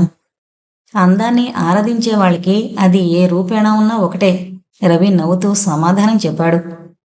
నువ్వు ఇటువంటి వాడవని తెలిస్తే బామ్మ నీతో ఒక్క నిమిషం కూడా తిరగనిచ్చేది కాదు. నీతో వచ్చిన చిక్కేది, ఇంట్లో కూర్చుంటే బోర్ కొడుతోంది అంటావు, సిటీలోకి తీసుకొస్తే కాస్త నడవంగానే కాళ్ళు లాగుతున్నాయి అంటావు. నువ్వేం తక్కువ చేశావు, ఇప్పటికీ 4 మైళ్ళు నడిపించావు. ఈ అనంతయాత్ర ఇప్పట్లో ముగుస్తుందా చేస్తుందా? హోటల్ సరోవర్లో కాఫీ తాగి వెళ్ళిపోదాం. నువ్వు నా గొంతు పిసికి హుస్సేన్ సాగర్లో పడేసినా నేను మట్టుకు ఇహ ఒక్కడుగు కూడా నడవలేను బాబు అంటూ ఓ ఇనప బెంచి మీద కూలబడింది కల్పన. రవి ఆమె పక్కనే కూర్చున్నాడు. కల్పన నల్లని ఆకాశం కేసి చూస్తోంది. చాలాసేపు అలా మౌనంగా కూర్చుని ఆకాశం కేసి చూసి హఠాత్తుగా అంది, ఇప్పుడు వర్షం కురిస్తే ఎంత బాగుండు. కోరికలు గొప్పగానే ఉన్నాయి, చొరవే తక్కువ హేళన చేస్తూ అన్నాడు రవి. ఆ అండంలో కొంత కొంటితనం కూడా ఉంది. వాస్తవం చెప్పుకోవాలంటే రవి కల్పనల మధ్య ఆకర్షణ ఉంది, కానీ అది ఉత్తర దక్షిణ ధ్రువాల మధ్యన ఆకర్షణ వంటిది. అవి పరస్పరం ఆకర్షించుకుంటాయే తప్ప కలుసుకోవు. ఒకవేళ రవి కష్టపడి కల్పనకు చేరువు కావాలని వచ్చినా తక్షణమే ఆమె మరొక ధ్రువంలోకి మారి కూర్చుండిపోవడం రివాజు. నువ్వంటే అన్ని దేశాలు తిరిగొస్తావు కాబట్టి అన్ని అలవాట్లు నీకు నచ్చుతాయి. భారతదేశంలో, అందున ఆంధ్రాలో పాతుకుపోయిన మాకు చొరవ ఎలా తెలుస్తుంది అంది కల్పన అతని అవహేళనకి సమాధానంగా. కల్పన, నువ్వు మీ బామ్మని తీసుకుని 20వ శతాబ్దంలోకి తీసుకుని రాలేకపోగా ఆమెతో కలిసి 19వ శతాబ్దంలోకి పోతున్నావు. అయితే నాగరికత అనేది ఎందులో ఉండాలని ఉద్దేశం? మన ప్రవర్తనలో ఉండాలి. అదే ఎలా ఉంటే అది మన నాగరికత అవుతుందని. రవికి నాలుక మడతపడ్డట్లయింది. నీలా ఉంటే మట్టు కాదు అన్నాడు ధీమాగా. పోనీ నీలా ఉంటే అవుతుందా అది చెప్పు. నేను నాగరికత కోసమో మరో దేనికోసమో నా జీవితాన్ని ముడుపు కట్టలేదు. మరెందుకోసం? నా ఆనందం కోసమే నేను పుట్టాను. పోనీ నీకు ఆనందం ఎందులో ఉందో అదైనా చెప్పగలవా? ఇటువంటి చెత్త విషయాలు ఆలోచిస్తూ నేను సమయాన్ని వృధా చేసుకోను. మనకున్న కోరికల మీద, మన ప్రవర్తన మీద సరైన అవగాహన లేకపోతే జీవితమే వృధా అవుతుంది. పెద్దారింది వేలే, చలిగా ఉంది, కొంచెం ఆనుకుని కూర్చో. ఇది లండన్ కాదు, డొక్కు హైదరాబాదు. ఈరోజు నేను పెద్ద పొరపాటు చేశాను కల్పన. ఏంటో అది? నిన్ను ట్యాంక్ బండ మీదకు తీసుకొచ్చి కారు పెట్రోల్ వృధా చేశాను. పెట్రోల్ దేముంది, నీకు ఎలాగూ డబ్బుంది కాబట్టి కావలసినంత దొరుకుతుంది. నువ్వు ఎంత గొప్పవాడివైనా కావాలి అనుకున్నప్పుడు దొరకంది ఒకటి ఉంది. ఏంటో అది? కాలం. నేను దాన్ని వృధా చేశాను కాబట్టి నీకంటే నేనే ఎక్కువ నష్టపడ్డాను. డియర్ కల్పన, ఈ ముసలి డైలాగులు వినమంటే నాకు పరమసహ్యం. ఆ ముసలిది నిన్నిలా తయారు చేసింది అన్నాడు ఉక్రోషంగా. బామ్మ నన్నిలా తయారు చేసి ఉండకపోతే ఈ పాటికి నువ్వు నన్ను ఎలా తయారు చేసి ఉండేవాడివో అంది శాంతంగా ఓ చురకంటిస్తూ. రవి ఆలోచనలో పడిపోయాడు. తాను ఎన్నో దేశాలు తిరిగాడు, కానీ ఈ ఆంధ్రదేశపు ఆడవాళ్ల అందంలో ఓ ప్రత్యేకత ఉంది. చీర కట్టడంలో ఓ ప్రత్యేకత ఉంది. అత్యంత ఆకర్షణీయమైన ఈ కల్పన అందం వెనకాల ఎంత ఛాందసపు ఆలోచనలున్నా తన దృష్టి మరల్చుకోలేకపోతున్నాడు. తమ ఇద్దరి మధ్యన భేదాభిప్రాయాలు ఉన్నాయని తెలిసి కూడా తనను పెళ్లాడ్డానికి సిద్ధమవుతోంది కల్పన. కానీ ఆంధ్రదేశపు ఆడపిల్లల భుజంపై చేయి వేస్తే పాము పైన పడ్డట్టు కలవరపడుతోంది. తమ ఇద్దరి మధ్య పెళ్లి అనేది సాధ్యమేనా అని ఆలోచిస్తున్నాడు రవి. ఈ సృష్టిలో ఏదీ అసాధ్యం కాదు. కల్పనను క్రమంగా మార్చుకుంటూ తన దారికి మళ్లించుకోవాలని నిర్ణయించుకున్నాడు రవి. రవిని క్షుద్రమైన తాత్కాలికమైన బలహీనతలకు లొంగిపోయే బలహీనుడు కాకుండా ఆడదాన్ని హృదయాన్ని అర్థం చేసుకుని ప్రవర్తించగల మగవాడుగా మలుచుకోవాలని చూస్తోంది కల్పన. ఎవరి ఆలోచనల్లో వాళ్లు మునిగిపోతే కాలం కరిగిపోయింది. సన్నటి జల్లు ప్రారంభమైంది. అంతటితో వారి ఆలోచనలకు బ్రేకులు వేసి రవి కారు దగ్గరకు వచ్చారు. కల్పన ఫ్రంట్ డోర్ తీసుకుని కూర్చుంది. కారు ఇంటి ముఖం పట్టింది. అప్పుడప్పుడు గౌరీదేవమ్మ మనవరాల దగ్గర రవి ప్రస్తావన తీసుకొచ్చేది. రవి పేరు వినగానే మనవరాలి ముఖంలో ఎలాంటి మార్పులు వస్తాయోనని ఆతృతగా ఎదురు చూసేది. ఆ ముఖంలో ప్రతిఫలించే మార్పులు గమనించేది. అయితే ఎంత మొత్తుకున్నా ఆమెకు తెగని ఈ విషయం మాధవయ్య గారితో ఎలా ప్రారంభించాలా అని ఇటీవల మాధవయ్య గారు కూడా ఈ విషయం ఆలోచించడం ప్రారంభించారు. కొద్ది శాఖాభేదం తప్ప పెళ్లికి ఏ అభ్యంతరమూ లేదు. పిల్ల మంచి రూపసి, ఆస్తికి లోటు లేదు. ఎంత ఆలోచించాం. ఆయనకు కల్పన మనస్తత్వం, ప్రవర్తనను పరిశీలించాలని ఆసక్తి కలిగింది. రవి ఇప్పుడే డ్యూటీ దిగొచ్చాడమ్మా, రెస్ట్ తీసుకుంటున్నాడు అన్నారు ఓ రోజు హడావిడిగా రవి కోసం వెళుతున్న కల్పనను హాల్లో ఆపేస్తూ. మీరిక్కడే ఉన్నారా అంకుల్? నేనెక్కడికి పోతానమ్మా ఉండక. ఇల్లంతా నిశ్శబ్దంగా ఉంటేను నేను చిన్నపిల్లాడినా అల్లరి చేయడానికి. కల్పన తాను ఏదైనా పొరపాటు మాట్లాడనేమో అని సిగ్గుపడిపోయింది. మాధవయ్య గారు ఇంట్లో ఉంటే నౌకర్లకి ఏదో పనులు పురమాయిస్తూనో, జిమ్మి రమ్మి సిమ్మి వగేరా కుక్క పిల్లలతో ఆడుతూనో సందడి చేస్తూ ఉంటారు. ఆ అభిప్రాయం మనసులో ఉండడంతో కల్పన అలా అంది. రామ్మా కూర్చో అన్నారాయన కల్పన దగ్గరగా కూర్చుంటూ. ఈరోజు మీ ఇద్దరి ప్రోగ్రాం ఏంటి అన్నాడాయన. రవీంద్ర భారతిలో ప్రోగ్రాం ఉందట, అక్కడికి పోవాలనుకున్నాను. రవి ఇప్పుడే ఫోన్ చేసి వద్దని చెప్పాడా? కల్పన సిగ్గుపడుతూ అవునని తల ఊపింది. నాకు తెలుసమ్మా, వాడికి ఇలాంటివి నచ్చవు. నచ్చకపోయినా నాతో వస్తాడు, తీసుకుని వెళతాను. ఆమె విశ్వాసం మాధవయ్య గారికి అచ్చెరువు గొలిపింది. రవి చాలా స్వేచ్ఛగా పెరిగాడమ్మా. తల్లి లేకపోవడం వల్ల నేను ఎక్కువగా గారవం చేసి అలా చేశాను. తన ఇష్టానికి వ్యతిరేకంగా మాట్లాడే వాళ్ళంటే వాడికి అసహ్యం. వాళ్ళ మీద కసి పెంచుకుంటాడు అన్నారాయన సాలోచనగా. ఆమె మాటలు కల్పన బాధ్యతను గుర్తు చేస్తున్నట్లుగా, ఆమె సమర్థతను ఛాలెంజ్ చేస్తున్నట్లుగా ఉన్నాయి. ముక్కుసూటిగా ఆలోచించే మనుషులకు కొన్ని బాధలు తప్పవు కదండి. వాళ్ళు కావాలనుకున్నప్పుడు మనము కొంత సర్దుకుపోవాలి అంది కల్పన. మాధవయ్య గారు సంతృప్తిగా నవ్వారు. అలా తన అర్హతను నిరూపించుకుని ఆ ఇంట్లోనూ మాధవయ్య గారి ఆలోచనల్లోనూ తాను నిలదొక్కుకోగలిగింది కల్పన. తర్వాత మార్పులు చాలా జరిగాయి. పరిస్థితులు పెళ్లి వరకు దారి తీశాయి.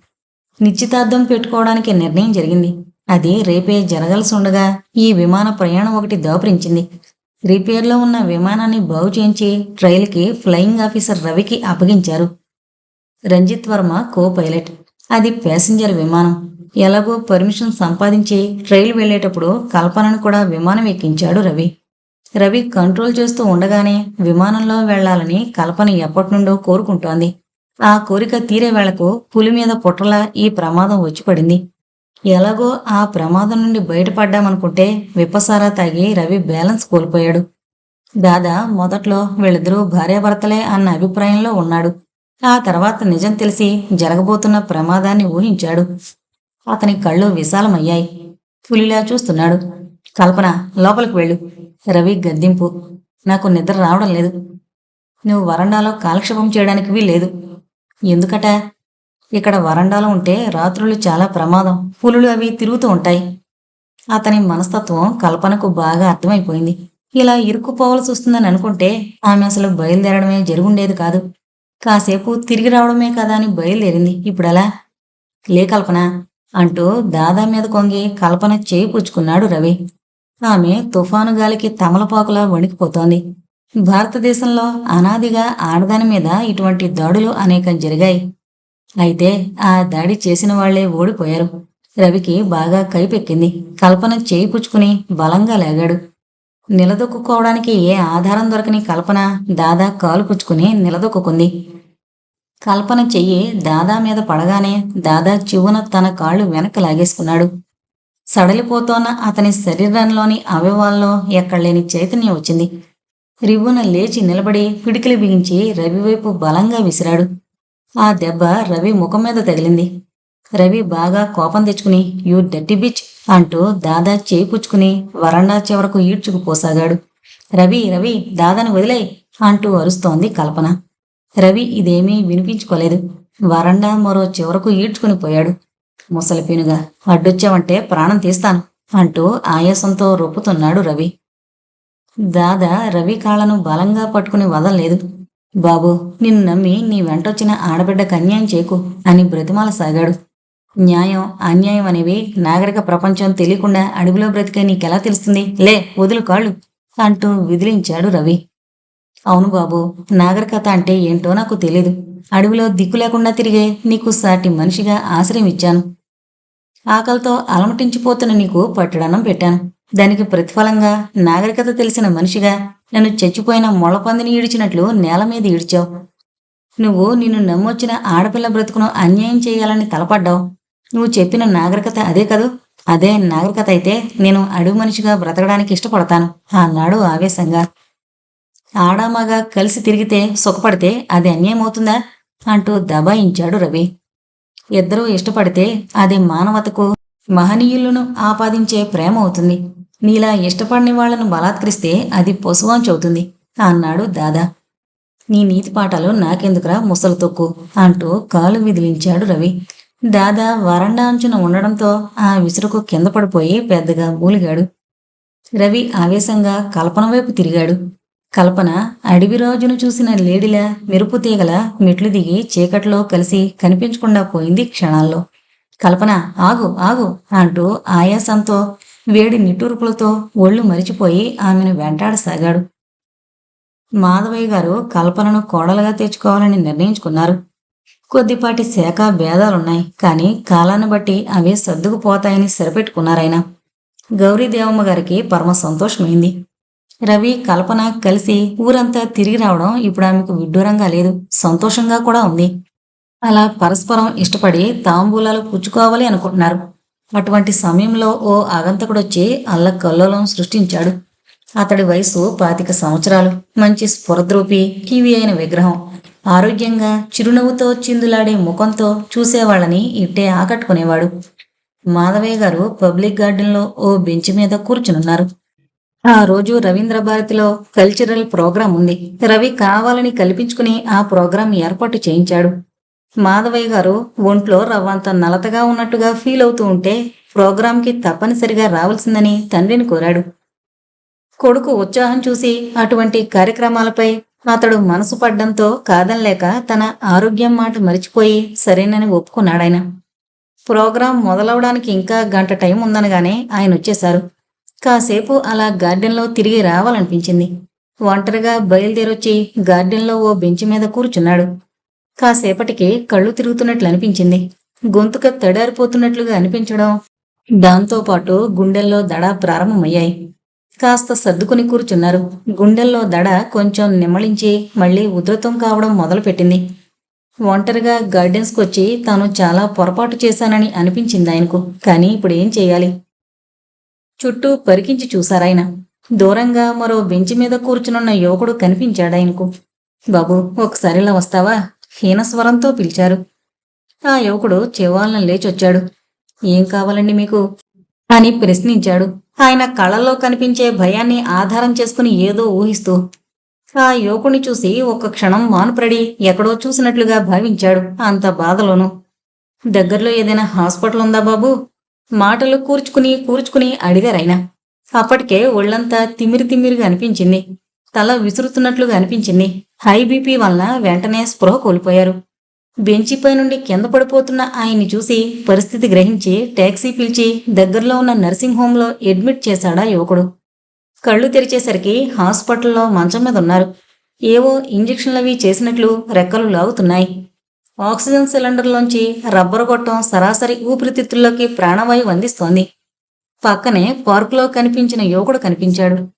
అతను ఎంతో ఆతృతతో ఆయన ముఖంలోకి చూస్తున్నాడు.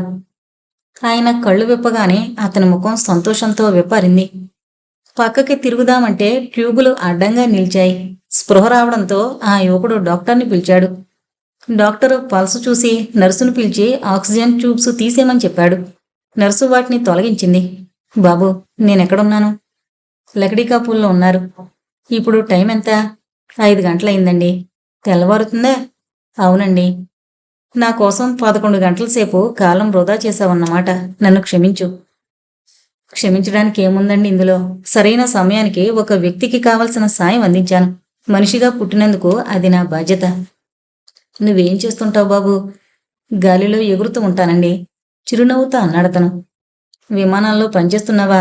పైలట్వా అంటూ ప్రశ్నించారు మాధవయ్య గారు. సమాధానంగా ఆ యువకుడు చిరునవ్వు నవ్వాడు. నీ పేరేంటి బాబు? రంజిత్ వర్మండి. సమయానికి నువ్వు వచ్చి రక్షించావు. నీ రుణం ఎలా తీర్చుకోను? నేనే మీ రుణం తీర్చుకున్నానేమో. సంభాషణ జరుగుతున్నంతసేపు రంజిత్ వర్మ డ్రెస్ని, ముఖ కవళికల్ని పరిశీలిస్తున్నారు మాధవయ్య గారు. బాబు, మీ అమ్మా నాన్న ఇక్కడే ఉన్నారా? నాన్న లేరండి, అమ్మ పల్లెలో ఉంది. అక్కడ పొలాలవి ఉన్నాయా? లేవండి, అక్కడ ఓ చిన్న ఇల్లుంది. అందరము సిటీలో ఉంటే ఖర్చులకు నా జీతం చాలదు, అందుకని వాళ్ళంతా అక్కడే ఉండిపోయారు. నీకెంత జీతం వస్తుంది? 1300 చిల్లర చేతికొస్తుందండి. 300 నా ఖర్చులు పుంచుకుని 1000 రూపాయలు ఇంటికి పంపేస్తాను అన్నాడు రంజిత్ వర్మ. అతని చూపులు నేలకు అంటుకుని పోతున్నాయి. పల్లెలో కుటుంబానికి అంత ఖర్చుంటుందా? అవునండి, బావగారు పోయాక 3 పసివాళ్లతో అక్క కూడా మా దగ్గరే ఉంటోంది. నాకింకా 3 చెల్లాయిలు, 3 తమ్ముళ్ళు ఉన్నారు. ఇంతమందిని ముందు చూపు లేకుండా కన్న నేరాన్ని అనుక్షణం గుర్తు చేస్తూ అమ్మకు అనారోగ్యం. జీవితం ఒక వలయం అండి. గానుగెద్దులా తిరిగి తిరిగి మన సమయాన్ని ఖర్చు చేయాలి తప్ప దీనికి ఒక మొదలు చివర అంటూ ఉండవు. మాధవయ్య గారి హృదయం ఆర్ద్రమైంది, మనసు పిండినట్లయింది.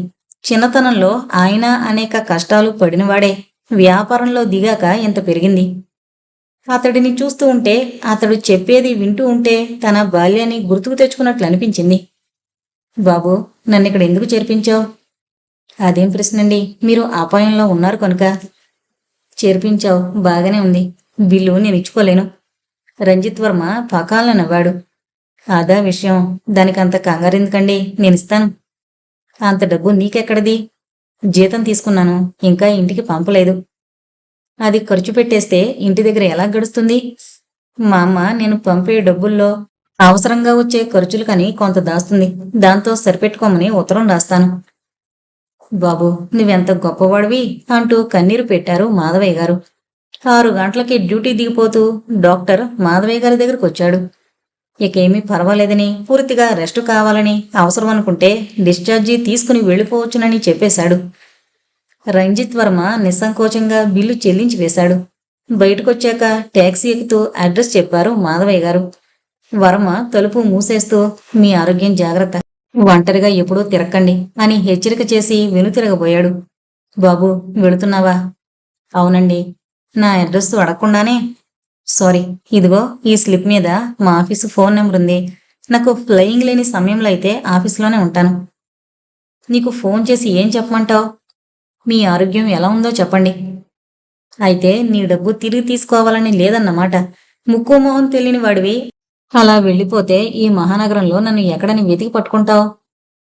నేను ఆ డబ్బు తిరిగి తీసుకోవాలనుకుంటేనే కదా అంటూ 4 అడుగులు ముందుకు వేశాడు వర్మ. మాధవరావు గారి కళ్ళు సజలమయ్యాయి. ఈ సృష్టిలో, అందున ఆంధ్రదేశంలో అటువంటి వారు ఉన్నారంటే నమ్మబుద్ధి కావడం లేదు. వర్మ వెళ్ళిపోతున్నాడు. ట్యాక్సీ బ్యాక్ చేయి, హుకుం జారీ చేశాడు మాధవయ్య గారు. అంతవరకు వారి మధ్యన శ్రోతగా మిగిలిన ట్యాక్సీ డ్రైవర్ ఆ హుకుం విని ట్యాక్సీ బ్యాక్ చేశాడు. ట్యాక్సీ వెళ్లి వర్మను రాచుకుంటూ నిలబడింది. తలుపు తెరచి, రా లోపలికి రా, హుందాతనం ఉట్టిపడేలా ఆజ్ఞాపించారు మాధవయ్య గారు. వర్మకి అతని వైఖరి చిత్రం అనిపించింది. ఇందాకటి నుంచి మాట్లాడిన మాధవయ్య వేరు, ఈ మాధవయ్య వేరుగా కనిపించారు అతని కళ్ళకి. వారి వాలకం చూసి విచిత్రం అనిపించింది. ఆ దర్పానికి లొంగిపోయి నోరు మెదపకుండా ట్యాక్సీ లోపలకు జ్వరబడ్డాడు వర్మ. మాధవయ్య గారు మాట్లాడించడానికి కూడా వీలు కాని గంభీరమైన ఫోజు పెట్టి కూర్చున్నారు. రంజిత్ వర్మ కిక్కురు మనలేదు. ట్యాక్సీ బంజారా హిల్స్ చేరింది. 12 నిమిషాల సేపు మాధవయ్య గారి మనస్తత్వాన్ని అంచనా వేయడానికి విశ్వ ప్రయత్నం చేయసాగాడు వర్మ. సినిమా సెట్టింగ్లా కనిపించే ఓ ఇంటి ముందు ఆగింది కారు. కారు హారన్ వినగానే గేట్లు తెరుచుకున్నాయి. దర్వాన్ అయ్యగారికి సలాం కొట్టి వినయంగా నిలబడ్డాడు ఓ పక్కన. పోర్టికోలో కారు ఆగగానే అందరూ పరిగెత్తుకొచ్చారు. జానీ, సోనీ, నాని వగేరా కాలభైరవులు కూడా చుట్టూ చేరి కుయ్ కుయ్యమంటూ మాధవయ్య గారి కాళ్లు నాకసాగాయి. రంజిత్ వర్మకి ఇదంతా అయోమయంగా ఉంది. మాధవయ్య గారు హాల్లో కాలు పెట్టగానే రవి పైనుండొచ్చాడు. అతని ముఖం తుఫాను వెలిసిన ఉదయ సూర్యుడిలా ఉంది. డాడీ, రాత్రంతా ఎక్కడికి వెళ్ళిపోయారు? పోయేవాడినే, వర్మ పోనివ్వలేదు. వర్మ ఎవరు అంటూ తలెత్తాడు రవి. ఎదురుగా రంజిత్ వర్మ పైలట్. హలో అంటూ చెయ్యి ముందుకు చాచాడు రవి. రంజిత్ వర్మ షేక్ హ్యాండ్ చేసి హౌడు యూడు అంటూ పలకరించాడు. ఒకే చోట పనిచేస్తున్న ఇంతకు మునుపు వాళ్ళిద్దరి మధ్యన చెప్పుకోదగినంత పరిచయం లేదు. జరిగిన విషయమంతా మాధవయ్య గారు వివరించారు రవికి. థ్యాంక్ యూ వర్మ అంటూ కృతజ్ఞత నిండిన కళ్ళతో చూశాడు రవి. మాధవయ్య గారు అసలు విషయం మొదలు పెట్టారు. రవి, నువ్వు పెద్దవాడివయ్యాక నీతో చెప్పకుండా నేను ఏ నిర్ణయం తీసుకోలేదు. ఇక నుండి రంజిత్ వర్మ, అతని కుటుంబం మన ఇంట్లో మన సంరక్షణలోనే ఉంటుంది. ఆ పిల్లలందరి చదువులు, పెళ్లిళ్ళు మనమే చూడాలి. ఆ బాధ్యతను నాతో పాటు నువ్వు పంచుకోగలిగితే చెప్పు. వెంటనే పల్లె నుంచి వాళ్ళని పిలిపిద్దాం అన్నారు మాధవయ్య గారు. ఓకే డాడీ, ఇంత చిన్న విషయం కూడా నాతో చెప్పాలా అంటూ వెళ్ళిపోతున్నాడు రవి. రవి, ఈ విషయాన్నంత తేలిగ్గా తీసి పారేకు. ఏదైనా ఒక నిర్ణయం తీసుకునేటప్పుడు ముందుగానే 1కి 10 సార్లు జాగ్రత్తగా ఆలోచించుకోవాలి. ఒకసారి నిర్ణయం తీసుకున్నాక ఆ నిర్ణయం మీద సర్వశక్తులు ఒడ్డి నిలబడాలి. నా ప్రాణాలు కాపాడాడన్న కృతజ్ఞతాభావంతో రంజిత్ వర్మ కుటుంబానికి నేను అండగా నిలవదలిచాను. నువ్వు అలాగనే అనుకోగలిగితే చెప్పు. ఒకసారి వాళ్ళు ఇంట్లో కాలు పెట్టాక ఇక వాళ్ళని వెళ్ళిపోమనే అధికారం నీకు గాని నాకు గాని ఉండదు అన్నారాయన. తండ్రి మాటలు శ్రద్ధగా విని, ఇదంతా ఏంటి డాడీ, మీ ఇష్టమెలాగో అలాగే కానివ్వండి అన్నాడు రవి.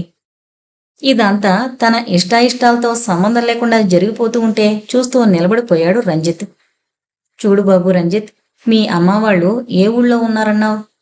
అప్పటి వరకు తన ఇష్టంతో నిమిత్తం లేకుండా మాట్లాడిన ఆయన హుందాతనానికి ఎదురు చెప్పలేక నందిగామలోనండి అని సమాధానమిచ్చాడు రంజిత్ వర్మ.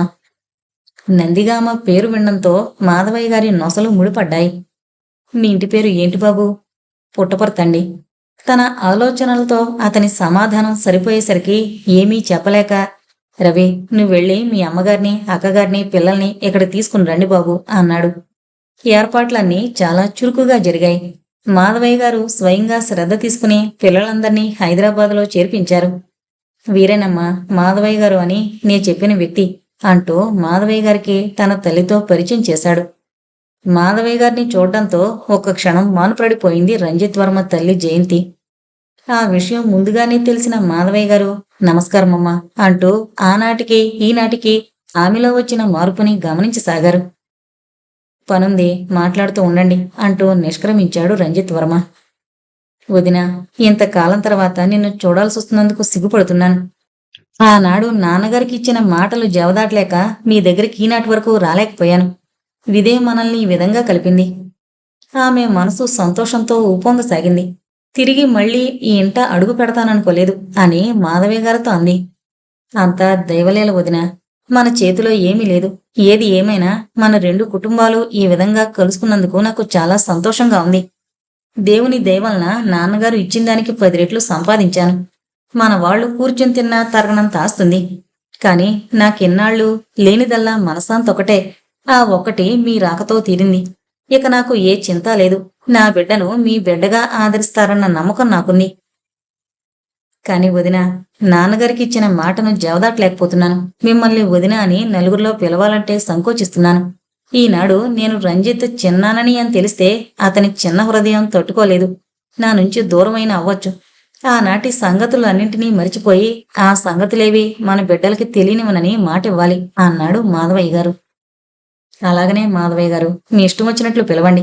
మంచి మనసుతో మరలా మమ్మల్ని రక్త సంబంధంతో దగ్గరికి చేరదీశారు. నాకు రవి, రంజిత్ 2 కళ్ళు లాంటి వారు. ఏ కంటిని నా వేలుతో పొడుచుకోలేను. ఆ నమ్మకం ఉండబట్టే ఇన్ని రోగాలతోటున్న నాకు మీ రాకతోటి మనశాంతి దొరికింది అంటూ జయంతి గారి దగ్గర సెలవు తీసుకున్నాడు. మాధవయ్య గారు రంజిత్ వర్మను ఎంతో ప్రాణప్రదంగా చూసుకునేవారు. ఆయన మనసులో ఒక ఆలోచన ఉంది. కేవలం తన ప్రాణాలను కాపాడినందుకే ఇదంతా చేయలేదు. అందరూ డబ్బున్న వాళ్లలాగా అనేక కారణాలు మనసులో పెట్టుకుని ఈ పని చేశాడాయన. ఆ రహస్యం ఆయన నుండి, జయంతి గారి నుండి వెలికి తీయడానికి ఎవరి వల్ల కాలేదు. అంకుల్, రంజిత్ వర్మ వచ్చాక రవి నాతో సిటీకి రావడం మానేశాడు అంటూ రిపోర్టు చేసింది కల్పన. మాధవయ్య గారి ఆలోచనలను పసిగట్టాలన్న ఆలోచనతోనే వచ్చిందామె. సంభాషణ సూటిగా అక్కడి నుండే ప్రారంభమైంది.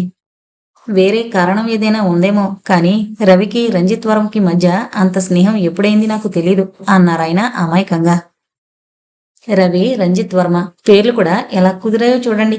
ఎవరైనా వింటే ఆలోచించకుండానే అన్నదమ్ములను అనుకోగలరు. ఆ మాట విని ఒక్క క్షణం నిశ్చేష్టుడై, అవును, అలా కావాలనే నేను రంజిత్ వర్మని ఈ ఇంట్లోకి తెచ్చాను. రవి దుడుకు మనిషి. ఒకవేళ నేను హఠాత్తుగా పోతే అతనిని కనిపెట్టి ఆత్మీయతను భారంతో పెనవేసి అతని యోగక్షేమాలకు తాపత్రయపడేవాళ్లు ఎవరున్నారు? అతనిలో త్యాగం ఉంది. అది నా తర్వాత నా బిడ్డకి రామరక్ష కావాలి.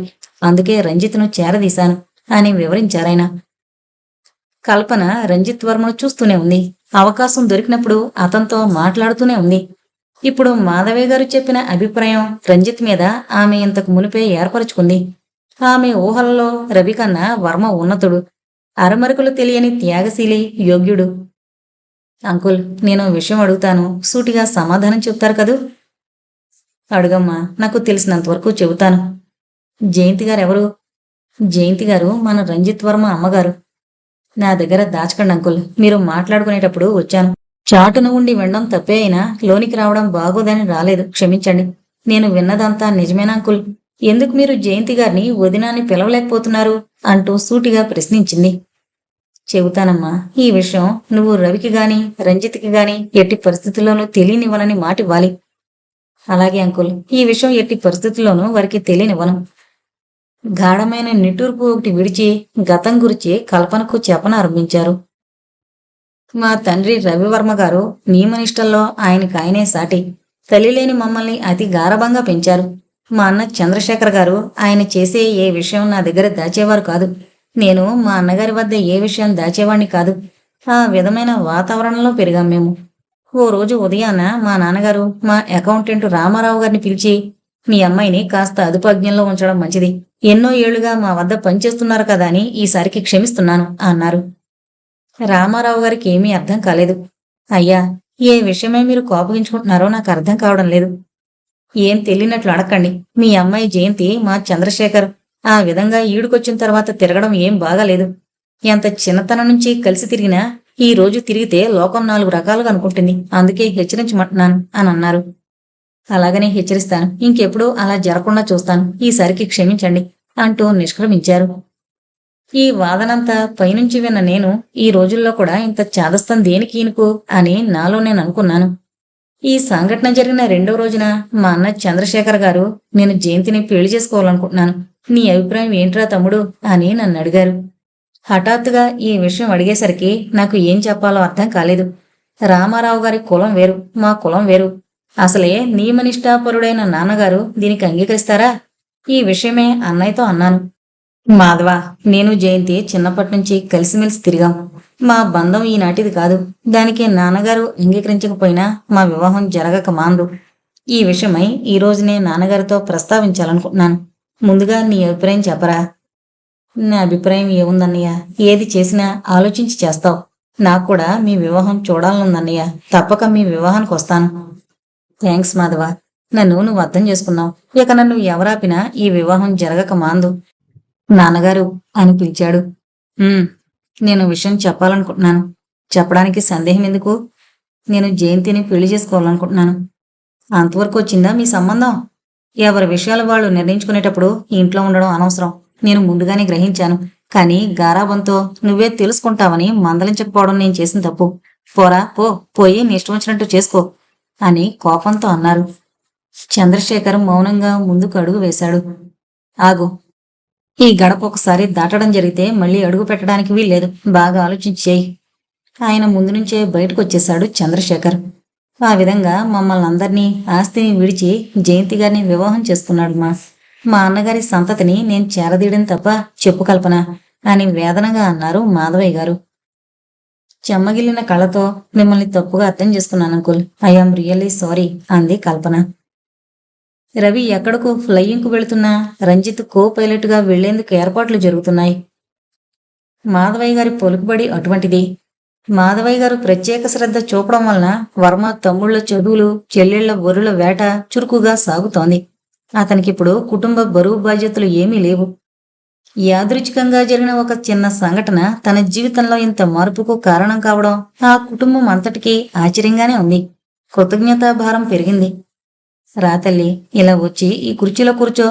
ఈ 2 రోజుల నుంచి ఏమైపోయావు? కంటికి కనిపించకుండానే పోయావు అన్నారు మాధవయ్య గారు అప్పుడే వచ్చిన కల్పనని ఆహ్వానిస్తూ. రవి, వర్మ చెరో కుర్చీలో కూర్చుని చదరంగం ఎత్తులు వేస్తున్నారు. అలాంటి సమయంలో మాధవయ్య గారు చాలాసేపు ఒంటరిగా కూర్చోవలసి వస్తుంది. ఆయనకు విసుగనిపిస్తుంది. కల్పన అనుకోకుండా రావడంతో ఆ విసుగు దూరమయ్యి హాయి అనిపించింది. కల్పనొచ్చి కుర్చీలో కూర్చుంది. వాళ్ళు నలుగురు ఇప్పుడు లాన్లో కూర్చునున్నారు. ఆకాశవీరులు భూమి మీదకొచ్చి వాలారు. ఈ రోజు డ్యూటీ లేదా అంది కల్పన. డాడీ ఈ 2 రోజుల నుంచి నువ్వు కనిపించలేదే అని అడిగారు. దానికి నీ ప్రశ్న సమాధానం కాదు అన్నాడు రవి ఆడుతో తలెత్తి చూడకుండానే. మాధవయ్య గారు చిరునవ్వు నవ్వారు. ఈ 2 రోజుల నుండి కల్పన ఎందుకు రాలేదో తెలుసుకోవాలన్న తపన అతనికి ఉంది. దాన్ని తన మీదుగా పెట్టి అడుగుతున్నాడు అని ఊహించారాయన. కల్పన సమాధానం చెప్పకుండా కూర్చుంది. రవి మళ్లీ ఆటలో మునిగిపోయాడు. వర్మ తలెత్తి చూడలేదు. కాని అతని ఆటలో పట్టు సడలింది. గుర్రాన్ని దూకించి రవి ఆట కట్టించాల్సొచ్చింది. పోవును కదిపి రవి చేతిలో దొరికిపోయాడు. రవి అట్టహాసంగా నవ్వుతూ, వర్మ, నువ్విప్పటి వరకు ఎంతో బ్రిలియంట్గా ఆడావు. ఇప్పుడు పప్పులో కాలేసావు. ఎత్తు వెనక్కిస్తాను, తీసుకో అన్నాడు. వేసిన ఎత్తు వెనక్కు తీసుకుంటే విజేతను కాకపోగా బిచ్చగాడినవుతాను. నువ్వే గెలిచావు అన్నాడు వర్మ. నువ్వు నిజంగా ఆటలో ఓడిపోలేదు. ఏదో పరధ్యానంలో పడి ఆట తెలియని వాళ్ళు చేయాల్సిన తప్పు చేశావు. కాబట్టి ఎత్తు వెనక్కు లాక్కోవడంలో నువ్వు కించపడవలసింది ఏమీ లేదు అన్నాడు రవి. రంజిత్ చిన్నగా నవ్వనట్లుగా నవ్వాడు. ఎత్తు వెనక్కు తీసుకోమని రవి చిన్నపిల్లాళ్ల పొట్టుబట్టినందుకు ఆ నవ్వు కాదు, తాను పరధ్యానంలో పడిపోయానని రవి అంటున్నందుకు. యాదృచ్ఛికంగానే అయినప్పటికీ రవి చెప్పింది నిజం. వర్మ పరధ్యానానికి పరిహారంగా ఆటలో గెలుపును నీకు చెల్లించాడు. నువ్వు దాంతో సరిపెట్టుకోవచ్చు అంది కల్పన. రవికి నిద్రలోంచి మెలకు వచ్చినట్లయింది. ఇప్పుడేం కొంపలు మునిగిపోయాని పరధ్యానంలో పడాలట అన్నాడు విసురుగా. ఆ విసురు కల్పనకు తాకింది. ఆలోచనలు కొంపలు మునిగాకే కలుగుతాయా మనిషికి? కొంపలు మునిగిపోకుండా చూసుకోవాలన్న ఆలోచనలు అవసరమే అంది. ఆమె స్వరంలో పైకి కనిపించకుండానూ మాటల్లో పైకి కనిపించేలాగానూ ఉన్న ఎగతాళిని మాధవయ్య గారు పసిగట్టారు. రవంత బాధ అనిపించింది. ఆ బాధలకు మూల కారణమైన ఏ కారణంలోంచి వచ్చింది కాదు. డబ్బిచ్చిన సౌకుమార్యంలోంచి, దర్పంలోంచి, ఒక విధంగా చెప్పాలంటే అతిశయంలోంచి వచ్చింది. అది ఆయన మాటల్లో వ్యక్తం కాకపోయినా అదే డబ్బుకి దర్పానికి అలవాటైన కల్పన గ్రహించింది. ముఖం మనసుకి అద్దం లాంటిది కదా. రవిదంతా పట్టించుకోలేదు. కల్పన తనతో వాదనకు దిగుతోందని మట్టుకు గ్రహించాడు. తనెందుకు తగ్గాలి? వర్మకి అసలు కొంప మునిగిపోయిందన్న బాధ కలిగే అవకాశమే లేదు. ఆ బాధ అతనికి కలగడం ఇంపాసిబుల్ అన్నాడు రవి. ఎందుకట? కల్పన ప్రశ్న. అసలు వర్మకు కొంప అనేదే లేదు కనుక. రవి అలా మాట్లాడడం వల్ల మాధవయ్య గారి ముఖం లీనమైంది. రంజిత్ మౌనంగా లేచి వెళ్ళిపోబోయాడు. కల్పన లేచి అతని చేయి పట్టుకుని కుర్చీలో కూర్చోబెట్టింది. ఆటలో గెలిచినవాడు ఆ గెలుపును నీకు ఇవ్వడం వల్ల తేలికైపోయాడు. నువ్వు ఇప్పుడు వేసిన జోక్ నవ్వుకోవడానికి చాలా బాగానే ఉంటుంది. కానీ అర్ధోక్తిలో ఆగింది కల్పన. కాని అది నవ్వు తెప్పించాలని జోక్ అంటూ పూర్తి చేశాడు రంజిత్ వర్మ. మాధవయ్య గారు ఉల్లాసంతో పక్కపక్క నవ్వుతూ, నవ్వు తెప్పించలేంది జోక్ ఎలా అవుతుంది అన్నాడు. రవి మీదకు వర్మ, కల్పన దాడికి దిగారని ఆయనకు అర్థమైంది. తప్పు మాట్లాడినా రవి తన బిడ్డ. వర్మను నేను ఏమీ అనలేదు. అతనిని తేలికపరచలేదు. నువ్వే మా మధ్య ఏదో దుమారం లేవదీస్తున్నావు. కాబట్టి అనుకోంది ఏదైనా జరిగితే దానికి బాజురాలివి నువ్వే కావాలి అన్నాడు రవి అక్కసంతా వెళ్ళబోసుకుంటూ. అనుకోనివి ఏం జరుగుతాయి? అనుకోనివి జరిగితేనే కాదు, అనుకున్నవి అనుకున్నట్లు జరగడానికి కూడా నేనే బాజురాలనవుతాను, తెలిసిందా? ముసిముసి నవ్వులు నవ్వుతూ అంది కల్పన. మాధవయ్య గారు సంతృప్తితో నిట్టూర్చారు. రంజిత్ కుర్చీలోంచి విసురుగా లేస్తూ, కల్పన, ఇక్కడ నన్నెందుకు ఆపావు? నాకు పనుంది, వెళ్ళాలి అన్నాడు. నేను వస్తాను పద అంది కల్పన. ఇక నుండి నిన్ను ఒంటరిగా తిరగనివ్వడం నాకు ఇష్టం లేదు. ఎందుకట? రవన్న మాటలకు బాధపడుతూ కాలాన్ని వృధా చేస్తావు కనుక. రంజిత్ వర్మను కల్పన పోనివ్వలేదు. రవి కన్నార్పకుండా వాళ్ళిద్దరికేసి చూస్తున్నాడు. మాధవయ్య గారు ఏదో ఆలోచనలో పడిపోయారు. జయాపజయాల మధ్య వాగ్వివాదం వచ్చింది కనుక ఆట సాగాలి, రవి పట్టుదలగా అన్నాడు. వాగ్వివాదం రావడం దురదృష్టకరమే అయినా అది తేల్చుకోవడానికి మళ్ళీ ఆడాలి అనుకోవడం వ్యసనం అవుతుంది. నీకు అంత పట్టుదలగా ఉన్నప్పుడు ఆట ఎందుకు ఆపివేయాలి? అలాగే ఆట సాగుతుంది. కానీ ఈసారి ఎత్తు వేసేది నేను అంది కల్పన. రవి బల్లను సర్ది పావుల్ని సిద్ధం చేశాడు. తెల్ల పావుల్ని తీసుకుని కల్పన మొదటి ఎత్తు వేసింది. ఆట సాగుతోంది. ఈసారి ఎత్తుల్లో మంత్రిని శకటాన్ని ఇచ్చి నీ 2 గుర్రాల్ని తొలగిస్తాను అన్నాడు రవి. అప్పటికే 2 గుర్రాలు రక్షణుంచుకుని లోపలికొచ్చి ఆటను చిందరవందర చేస్తున్నాయి. గుర్రాలు ఇక ముందు ఏం చేస్తాయో ఊహించే వీలు లేకుండా పోయింది. నీ మంత్రిగారు అంత పనికిరాని వెధవైతే అలాగే చెయ్యి, నాకేమీ అభ్యంతరం లేదు అంది కల్పన. రవి తల గిర్రును తిరిగింది. పట్టుదల కోసం మంత్రిని శకటాన్నిచ్చి గుర్రాన్ని తీసుకోకుండా ఆడుతున్నాడు రవి. చా అంది కల్పన. షాని తప్పుకోవడం రవి వల్ల కాలేదు.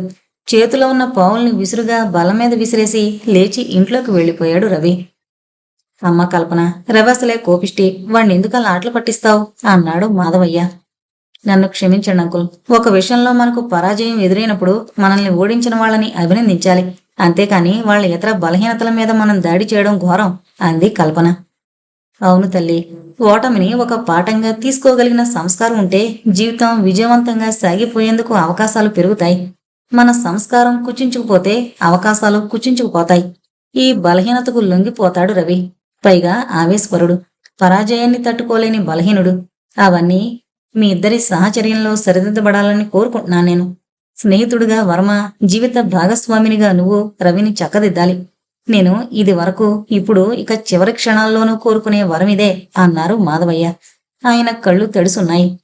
అనుకోకుండా ఆయన నోటి వెంట తన పెళ్లి ప్రస్తావన రాగానే సిగ్గుతో తల వంచుకుంది కల్పన. అంకుల్, ఎప్పట్లో పెళ్లి చేసుకోవాలని అనుకోవడం లేదు అంది. మాధవయ్య గారి తల మీద పిడుగుపడ్డట్టు తలడిల్లిపోయారు. మరి ఏం చేయాలనుకుంటున్నావమ్మా? కొంతకాలం ఇలాగే ఉండిపోవాలనుకుంటున్నాను. అంతవరకు ఈ ముసలికట్టెలో ప్రాణాలు నిలవద్దు. అలా అనకండి అంకుల్. మనం అనుకోకుండా ఉంటే ఆగుతుందా? చెప్పు, ఈ విషయాన్ని గురించి నువ్వు మరొకసారి ఆలోచించాలి. మరొకసారి ఆలోచించడం అంటే అంగీకారం తెలియజేయమనే కదా అర్థం. నిన్ను ఒత్తిడి చేసేందుకు నాకే అధికారం లేదు. అధికారంతో అతికితే జీవితాలు ఏకంగా నిలుస్తాయా అంకుల్? నేను ఆలోచించుకునేందుకు కొంత వ్యవధివ్వండి అంది కల్పన, మరో మాట అనే అవకాశం లేకుండా లేచి వెళ్ళిపోతూ. ఆమె వెనకే మాధవయ్య గారు వెళ్ళిపోయారు. రంజిత్ వర్మ ఒక్కడు చెదిరిపడిపోయిన పావుల్ని ఒక చోట చేర్చే ప్రయత్నంలో పడిపోయాడు.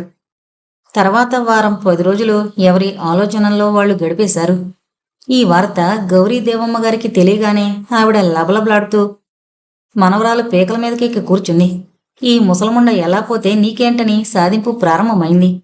రవి, వర్మ డ్యూటీ దిగి ఇంటికొచ్చారని తెలిసాక కల్పన మాధవయ్య గారి ఇంటికి వెళ్ళింది. ఆమె చూపులు నేలకు గుచ్చుకునున్నాయి. హాల్లో సోఫాలో కూర్చున్న మాధవయ్య గారిని గమనించను కూడా లేదు. రవి పైన గదిలో ఉంటాడు. ఆమె మెట్ల వైపు అసలు నడవనే లేదు. సరాసరి వంటింట్లోకి వెళ్ళింది. రంజిత్ వర్మ తల్లి ఏవో కూరలు తయారు చేస్తోంది. నమస్కారమండి. ఎవరు? కల్పన, రా తల్లి అంటూ పీట వాల్చిందామె. నేను కూర్చునేందుకు రాలేదండి. వర్మెక్కడా? తోటలో ఉన్నాడమ్మా. సరే, వస్తానండి అంటూ తోటలోకి నడిచింది కల్పన. కల్పన, ఇలా ఎందుకొచ్చావు? రవి మేడ మీద ఉన్నాడు అన్నాడు రంజిత్ వర్మ కల్పనను చూస్తూనే. నేను రవిని చూసేందుకు రాలేదు. ఓహో, మామిడిగున్నకు మల్లెతీగలు పాకాయో లేదో చూసిపోదామని వచ్చావా? ఆత్మవంచన కూడా సిద్ధమవుతున్నావా వర్మ? కృతజ్ఞతాభావం అంత గొప్పదన్నమాట. కోసినట్లుగా సూటిగా అడుగుతోంది కల్పన. కెవ్వున అరిచి నేల మీద పడి చచ్చిపోవాలనిపించింది వర్మకు. చావు ఎవరి చేతుల్లో ఉంటుంది? ముఖం కల్పనకు కనిపించకుండా పక్కకు తిప్పుకున్నాడు. ప్రకృతి మూగరోధన చేస్తున్నట్టు ఆకాశంలోంచి ఒక్కొక్క చినుకు పడుతోంది. కల్పన, ఆకాశం చూస్తే వర్షం వచ్చేలా ఉంది. నువ్వు దయచేసి లోపలికి వెళ్ళు, తడిసిపోతావు అన్నాడు. నన్ను లోపలికి పంపేసి నువ్వు ఆ వర్షంలోనే ఉండిపోతావా? నాకు అలవాటే. కల్పనకు ఇక మాట్లాడవలసింది ఏమీ లేదని సుస్పష్టంగా తేలిపోయింది. అయితే వీడుకోలు చెప్పాలి. దిక్కుమాలిన దేవుడు ఈ మగజాతిని ఎలా సృష్టించాడో కాని వాళ్ళకి జీవిత భాగస్వాములైన ఆడవాళ్ల హృదయం బొత్తిగా అర్థం కాదు. నువ్వు పరిస్థితులకు లొంగిపోయిన ఒక మహనీయుడు అని నేను అనుకున్నాను, కానీ నువ్వు అందరిలాంటి మగవాడివే. నిన్ను గురించి ఆలోచించడం మొదలు పెట్టకముందే నాకు ఈ విషయం తెలియడం నా అదృష్టం. ముద్దబ్బాయిల మొక్కల్ని, రవిని పెంచి పోషించి రుణం తీర్చుకో అంటూ విసవిసా నడిచి ఇంట్లోకి వెళ్ళిపోయింది.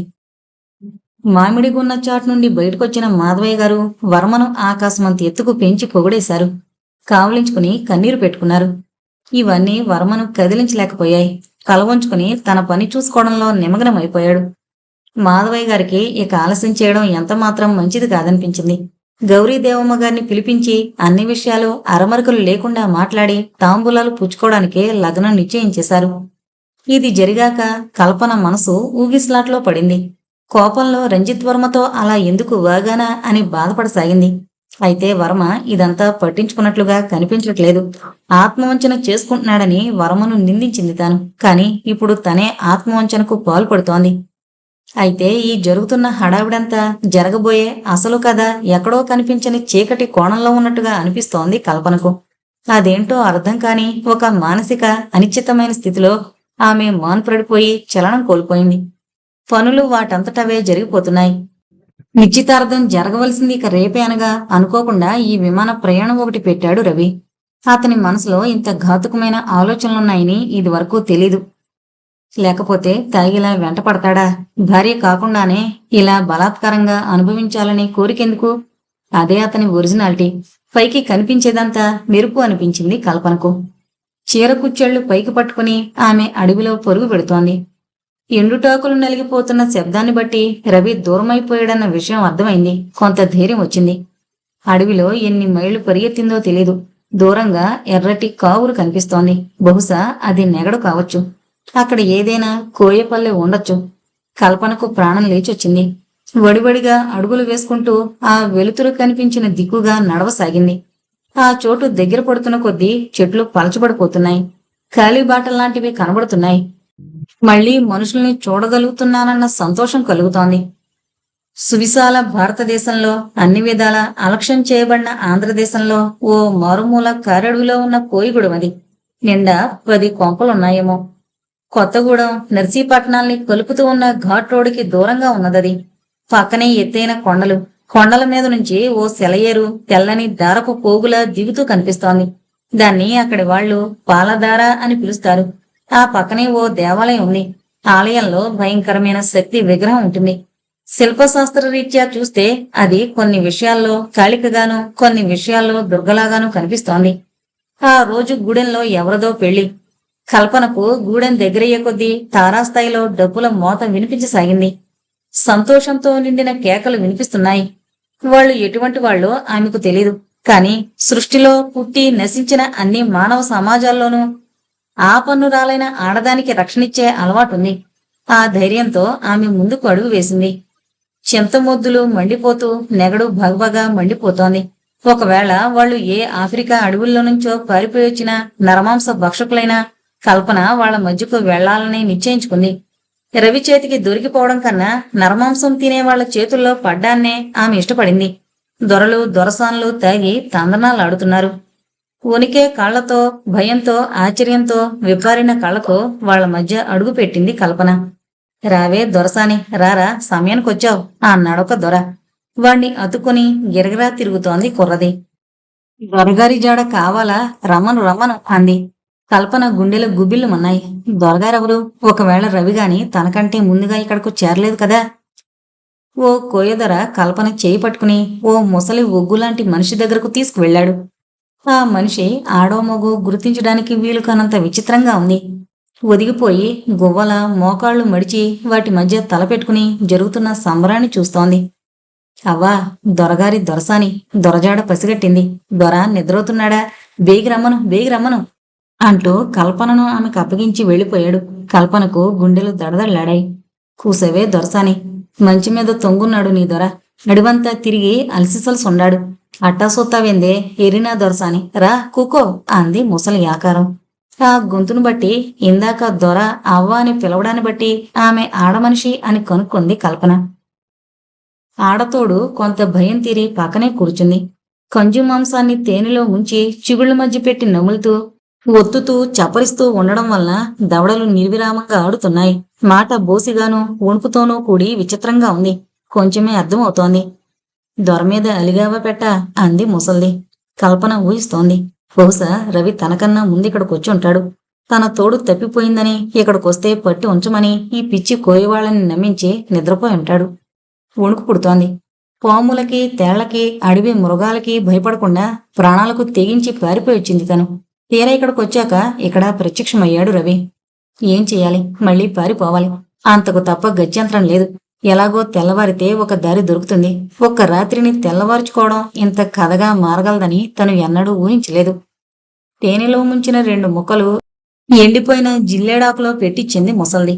తల అడ్డంగా ఊపి తన అనంగీకారాన్ని తెలియజేసింది కల్పన. ముసల్ది కళ్లకు కాంతొచ్చేలా నవ్వింది. పలకవే దొరసాని, సిగ్గెందుకే? దొరగారు యాదొచ్చినా అలిగి కూకుంటావా? దొర నిన్ను సల్లంగా ఏలుకుంటాళ్లే, దిగులెట్టుకోకు. మనసులో దారాళమ్మకు మొక్కుకో. ఆ తల్లి దయచూస్తే కోపరం సల్లగా సాగిపోద్ది. అలకతో తోడు నీడని దూరంగా తోసుకుంటావా? ఆడబొత్తుకి అంతలక అందం కాదే గువ్వా అంటూ ఏదో గొణుగుతోంది ముసల్ది. అసలు జరిగిన విషయం ఏమిటో దొరెవరో అర్థం కాక తికమక పడుతోంది కల్పన. విషయం తేల్చుకోవాలనుకుంది.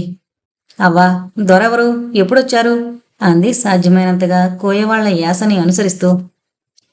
కోయ దొరసాని పక్పకా నవ్వింది, చిగుళ్ళు బయట పెడుతూ. పొద్దుగూకే ఏళ, సూర్యుడు పాలకొండ సొరబడే ఏళొచ్చిండు నీ దొర. దారి తప్పినారుగా. దారాళమ్మ దయవలన మళ్ళీ దగ్గరయ్యారు. దారాళమ్మ సల్లని తల్లే నా తల్లి. జంటలు ఈడిపోతే కలిపి కన్నులా చూసుకుంటాది. మా జంటలు ఈడిపోతే పట్టి ఏడిసేస్తామో తెలుసా? దారాళమ్మ తల్లి తెల్లారే ఏళ్లకు ఆ ఇద్దరిని ఏకం చేస్తుంది. కిలకిలా నవ్వుతూ తెల్లవార్లు గడపాల. మేము గడి తీసే ఏళ్లకు జంట ఒకటై మా కళ్ళబడాలి. అది మా తల్లి దయ. దారాళమ్మ దయగల తల్లి అంది. కల్పనకు గుండెల్లో వణుకు ప్రారంభమైంది. నాగరిక సమాజానికి దూరంగా బ్రతికే ఈ అమాయకులు అనంత పని చేస్తారనడంలో సందేహం లేదు.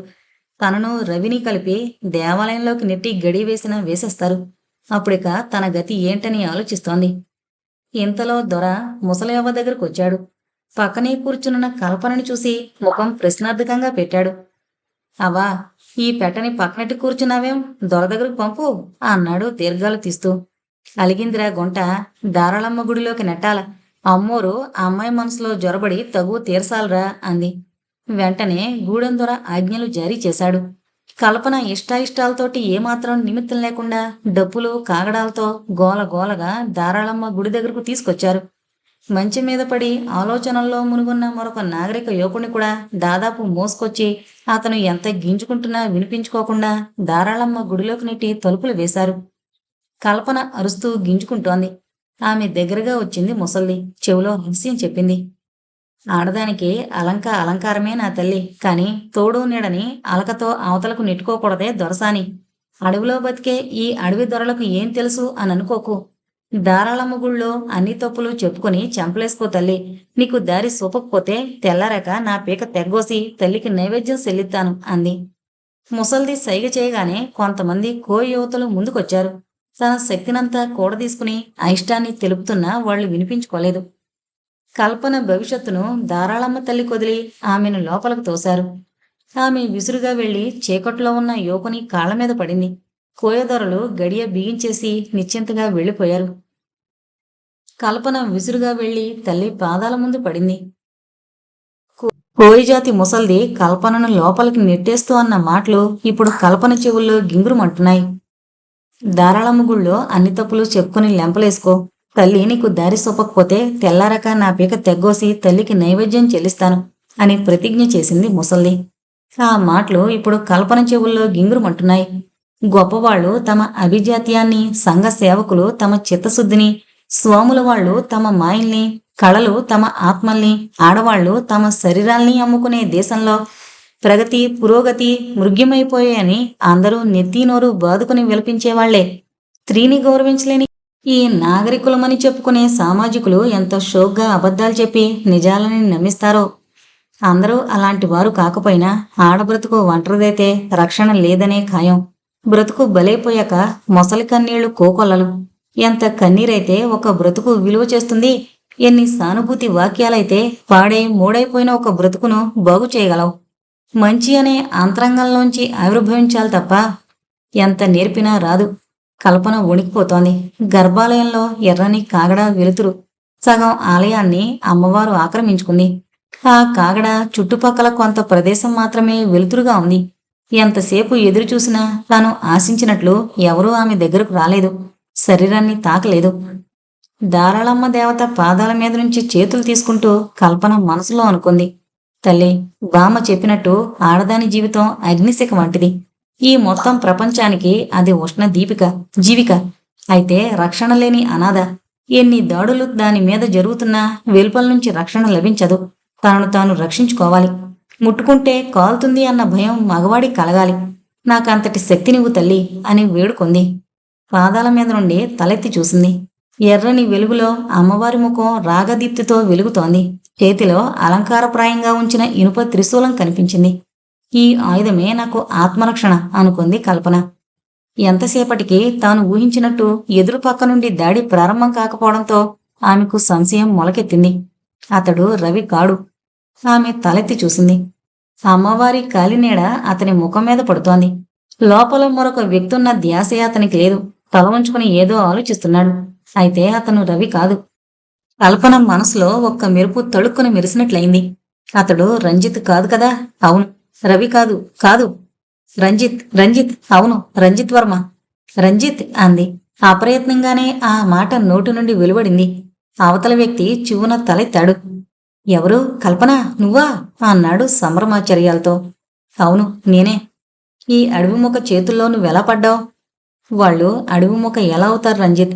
అమ్మ అనుగ్రహంతో ఆంతర్యాలను చదవడం నేర్చుకున్నవాళ్ళు. మళ్ళీ నిన్ను చూస్తానని, ఇటువంటి పరిస్థితుల్లో నీతో కలుస్తానని నేను అనుకోలేదు కల్పన. రవి ఏమయ్యాడు? అడవిలో వెతుకుతున్నాడు. దేనికోసం? తనది కాని దానికోసం. అంటే? సమాధానంగా కల్పన రెండు చేతుల్లోనూ ముఖం దాచుకుని రోధించసాగింది. రంజిత్ వర్మ నిశ్చేష్టుడయ్యాడు. ఈమె తీవ్రమైన మానసిక సంక్షోభంలో పడిందని, కారణమేమిటో గ్రహించకుండానే ఊహించగలిగాడు వర్మ. మనసును మరొక విషయం మీదకి మళ్లించాలిప్పుడు. కల్పన, పేరాచూటు నన్ను తీసుకొచ్చి ఇక్కడ పడేసింది. నేను దాదాపు దారాళమ్మ గుడికి కోయిగూడానికి మధ్యగా పడ్డాను. ఇక్కడ డౌన్ కాకముందే పైనుంచి దగ్గరలో ఒక పక్క కోయిగూడెం, మరో పక్క గుడి ఉండడం గమనించాను. వెంటనే గూడెం దిక్కుగా ప్రయాణమయ్యాను. నెగళ్లు మండుతున్నాయి అప్పటికే. గూడెంలో ఉన్న కొద్దిమంది హడావిడిగా తిరుగుతున్నారు. నన్ను చూడగానే దేవలోకం నుంచి వచ్చిన ప్రతినిధిని చూసినట్లుగా ఆశ్చర్యపోయారు వాళ్ళు. ఒక ఆడా మగ తప్పిపోయారని, నీ పారాచూట్స్ పడిన దిక్కు చూపించి ఆ దిక్కుగా వెతకాలని అడిగాను. వాళ్ళ అడవి గోడే తప్ప మనం చెప్పింది సరిగ్గా వినిపించుకోరు. నేను ఒక ఆడ మనిషిని వెతుకుతున్నానని వాళ్ళకు అర్థమైంది. నీ పెట్టను దారాళమ్మ తల్లి లాక్కొచ్చి నీ పాదాల మీద మోకరలు చేసేను దొర అన్నారు. ఇక వాళ్లతో ఎక్కువగా మాట్లాడితే నాకు మతిపోతుందనిపించింది. తెల్లవారి వరకు చేయగలిగింది కూడా ఏమీ లేదు. కాబట్టి వాళ్ళు పెట్టిందే ఇంత తిని ఆకలి చల్లార్చుకుని పడుకున్నాను. మళ్ళీ ఈ అడవి మందకి ఏమొచ్చిందో గాని లాక్కొచ్చి ఈ గుళ్ళో పారేసి తలుపులు మూశారు. నిజం చెప్పొద్దు, ఈ మంద నన్ను అమ్మవారికి బలిస్తారేమోనని కూడా అనిపించింది సుమా అంటూ తన కథను చేటభారతంలా వినిపించాడు రంజిత్. అయితే దాని ఫలితం ఊరికే పోలేదు. కథ మొత్తం పూర్తయ్యేసరికి కల్పన మనసంతా కథ మీద లగ్నమయ్యి భయం పారిపోయింది. వర్మ, వీళ్ళని అడవి మూకాని, అడవి మందాని అవమానించకు. మానవ ప్రపంచానికి దూరంగా ఉన్న వాళ్లలో మానవత్వం ఉంది. మనం భార్యాభర్తలమని, విడిపోయామని, పంతాలతో ఒకళ్ళకొకళ్ళు దూరమయ్యామని ఊహించడం వాళ్ల తొందరపాటే కావచ్చు.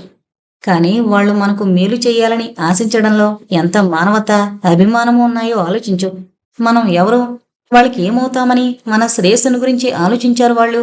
వాళ్లలో ఉండే ఈ సాంఘిక ధర్మం మనలో ఉంటుందా? మన నాగరికుల్లో పక్కవాడే బాగుపడుతుంటే కళ్ళల్లో నిప్పులు పోసుకునేవాళ్లే కాని వాళ్ళు బాగుపడాలని ప్రయత్నించేసేవాళ్ళు 100కి ఎంతమంది ఉన్నారు?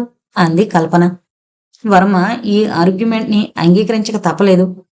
కానీ కల్పన, ఇటువంటి పరిస్థితుల్లో ఈ స్థానంలో నేనుగాక మరొక ఆగంతకుడు ఎవరైనా ఉంటే నీ పరిస్థితి ఏమయ్యేది? అది ఊహిస్తే నీ మనసుకెలా ఉంటుందో అన్నాడు. కల్పన ఈ విషయాన్ని చాలా తేలిగ్గా కొట్టిపారేసింది. అందుకే వాళ్ళు దేవత మీద నమ్మకం ఉంచుతారు. ఈ సృష్టిలో మనం ఊహించనివి, ఊహించలేనివి ఎన్నో జరుగుతాయి. వాటి మీద వాస్తవానికి ఎవరి అదుపు లేకపోయినా దేవతలే అవన్నీ చేస్తారని నమ్ముతారు వాళ్ళు. అటు చూడు, ఆ దేవి చేతిలో ఉన్న త్రిశూలం ఎలా తళతళలాడుతుందో చూడు. నీ స్థానంలో మరొక ఆగంతకుడు ఎవరైనా ఉండుంటే ఆ త్రిశూలానికి బలైపోయేవాడు, లేదా ఆ త్రిశూలంతో నా ప్రాణాలే పోయి ఉండేవి. ఇదంతా యాదృచ్ఛికంగా జరిగిందని మనం అనుకుంటాం. దైవమే ఇలా చేశాడని నమ్ముతారు వాళ్ళు. నన్ను లోపలకు నెట్టేస్తూ ఆ ముసల్ది ఏమందో తెలుసా? ధారాళమ్మ గుడిలో అన్ని తప్పులు చెప్పుకుని లెంపలేసుకో. తల్లి నీకు దారి సొప్పకపోతే తెల్లారాక నా పీక తెగ్గోసి తల్లికి నైవేద్యం చెల్లిస్తాను అంది. ఇప్పుడు ఆ కోయ ముసల్దాని మాట వాస్తవమే అయింది అంది కల్పన. రంజిత్కు ఆమె మాటలు అర్థమయ్యి కాకుండా గజిబిజిగా ఉన్నాయి. ఆమెలో ఏదో మార్పు వస్తోందని, అది చాలా ఉద్రేకపూరితమైన ధోరణిలో వస్తోందని గ్రహించాడతను. ఇంతకు తల్లితో చెప్పుకోవలసిన తప్పు నువ్వేం చేశావట అన్నాడు సాలోచనగా కల్పన ముఖంలోకి చూస్తూ. కల్పన మానసిక స్థితి అదోలా ఉంది. ఈ జరిగిన హఠాత్తు సంఘటనలన్నీ ఆమె జీవితానికి పద నిర్దేశాన్ని ఇవ్వడానికే జరిగాయని ఆమె ఇప్పుడు నమ్మడానికి సిద్ధపడుతోంది. నేను మొదటి నుండి తప్పే చేశాను. అదంతా ఒక నిద్రలో చేశాను. ఒకప్పుడు నా హృదయాన్ని ఎవరో తట్టి లేపారు. యథార్థమైన దృష్టి కలిగింది. ఆలోచనలు చిగురించాయి, మొగతొడిగాయి. కాని కృతజ్ఞతాభారంతో వంగిపోయిన నువ్వు ఆ కొరకాన్ని నిర్దాక్షిణ్యంగా చిదిమి వేశావు. మళ్ళీ నిద్రపోయాను. ఈవేళ ఈ తల్లి నా కళ్ళు తెరిపించింది. ఇక జీవితాన్ని గురించి దిగులుగాని వెనక్కు తిరిగి చూడడం కానీ లేవు అంది కల్పన. ఆమె స్వరం భావుకంగా ఉద్వేగపూరితంగా ఉంది. ఆ కొయ్య ముసలిది చెప్పినట్లు తల్లి నీకేదైనా దారి చూపిందా అన్నాడు రంజిత్ ముసిముసి నవ్వులు నవ్వుతూ. అవును వర్మ, ఈ తల్లి నా జీవితానికి దారి చూపింది. నా లక్ష్యానికి నేను పోవలసిన దారి ఈ తల్లి దీవెనల వెలుగులో నా ముందు స్పష్టంగానే కనిపిస్తోంది. అంతేకాదు, నా లక్ష్యం చెరువులోనే ఉంది అంది. వర్మ పకాలను నవ్వాడు. మీకు నవ్వుగానే ఉండొచ్చు వర్మ, నేను సిన్సియర్గా చెబుతున్నాను. ఆడదాని మనసు అద్దం లాంటిది. అందులో ఎన్నో రూపాలు ప్రతిఫలిస్తాయి. పెళ్లి కాకముందు తనకు కావలసిన రూపం కనిపించగానే ఆ బింబం ఫోటోగా మారుతుంది, స్థిరపడిపోతుంది. అలా తనకు కావలసిన ప్రతిబింబాన్ని చెరగని చిత్రపటంగా మార్చి హృదయంలో స్థిరపరుచుకున్నాక అది చెదరదు. ఆడదాని బలహీనత ఏంటంటే తాను కూడా ఆ చిత్రాన్ని చెరిపివేయలేదు. ఆడదాని ఔన్నత్యం కూడా అదే. ఎటువంటి పరిస్థితుల్లోనూ ఆ చిత్రాన్ని చెరుపుకోవడానికి ప్రయత్నించదు. ప్రేమ విషయంలో ఇన్ని నిమ్నోత్మనాల్ని తనంత తాను నిర్దేశించుకుంటుంది కనుకనే ఆడది ప్రేమ పదంలో ఎన్నో ఒడిదుడుకులకు లోనవుతుంది, కానీ లొంగదు. ఆమె చాలా తొందరపడుతోందని గ్రహించాడు వర్మ. అయితే అన్నాడు ముక్తసరిగా 3 అక్షరాల్ని ఒత్తి పలుకుతూ. నువ్వు నన్ను పెళ్లి చేసుకోవాలి. ఎప్పుడట? ఇప్పుడే, ఇక్కడ, ఈ దేవి సమక్షంలో. నువ్వింత పిచ్చిదాను అనుకోలేదు కల్పన, నన్ను క్షమించు. డబ్బున్న వాడిని వదులుకోవడమేగా నా పిచ్చితనం. డబ్బు సంగతి అలా ఉంచు. రవి నిన్ను ప్రేమించాడు. నేను అతన్ని ప్రేమించలేదు. ప్రేమించకుండానే పెళ్ళాడదామనుకున్నావా? ఒకవేళ అలా జరుగుంటే అందులో తప్పులేదు. పెళ్ళైతే ప్రేమించేదాన్ని. ఒక నిర్ణయం తీసుకునే ముందు దీర్ఘమైన ఆలోచన ఉండాలి కల్పన. నువ్వు చాలా తొందరపడుతున్నావు. నేను తొందరపడట్లేదు. సరైన సమయంలో సరైన నిర్ణయం తీసుకున్నాను. నువ్వే పిరికివాడిలా నాలోని సామాజిక మనస్తత్వాన్ని బెదిరించాలనో భయపెట్టాలనో చూస్తున్నావు. ఒకవేళ మనం పెళ్లి చేసుకున్నా ఇప్పుడే ఇక్కడ ఎందుకు? డియర్ వర్మ, పిరికి పందవు కాబోకు. ద్రోహిని కూడా కాకూడదనుకుంటున్నాను.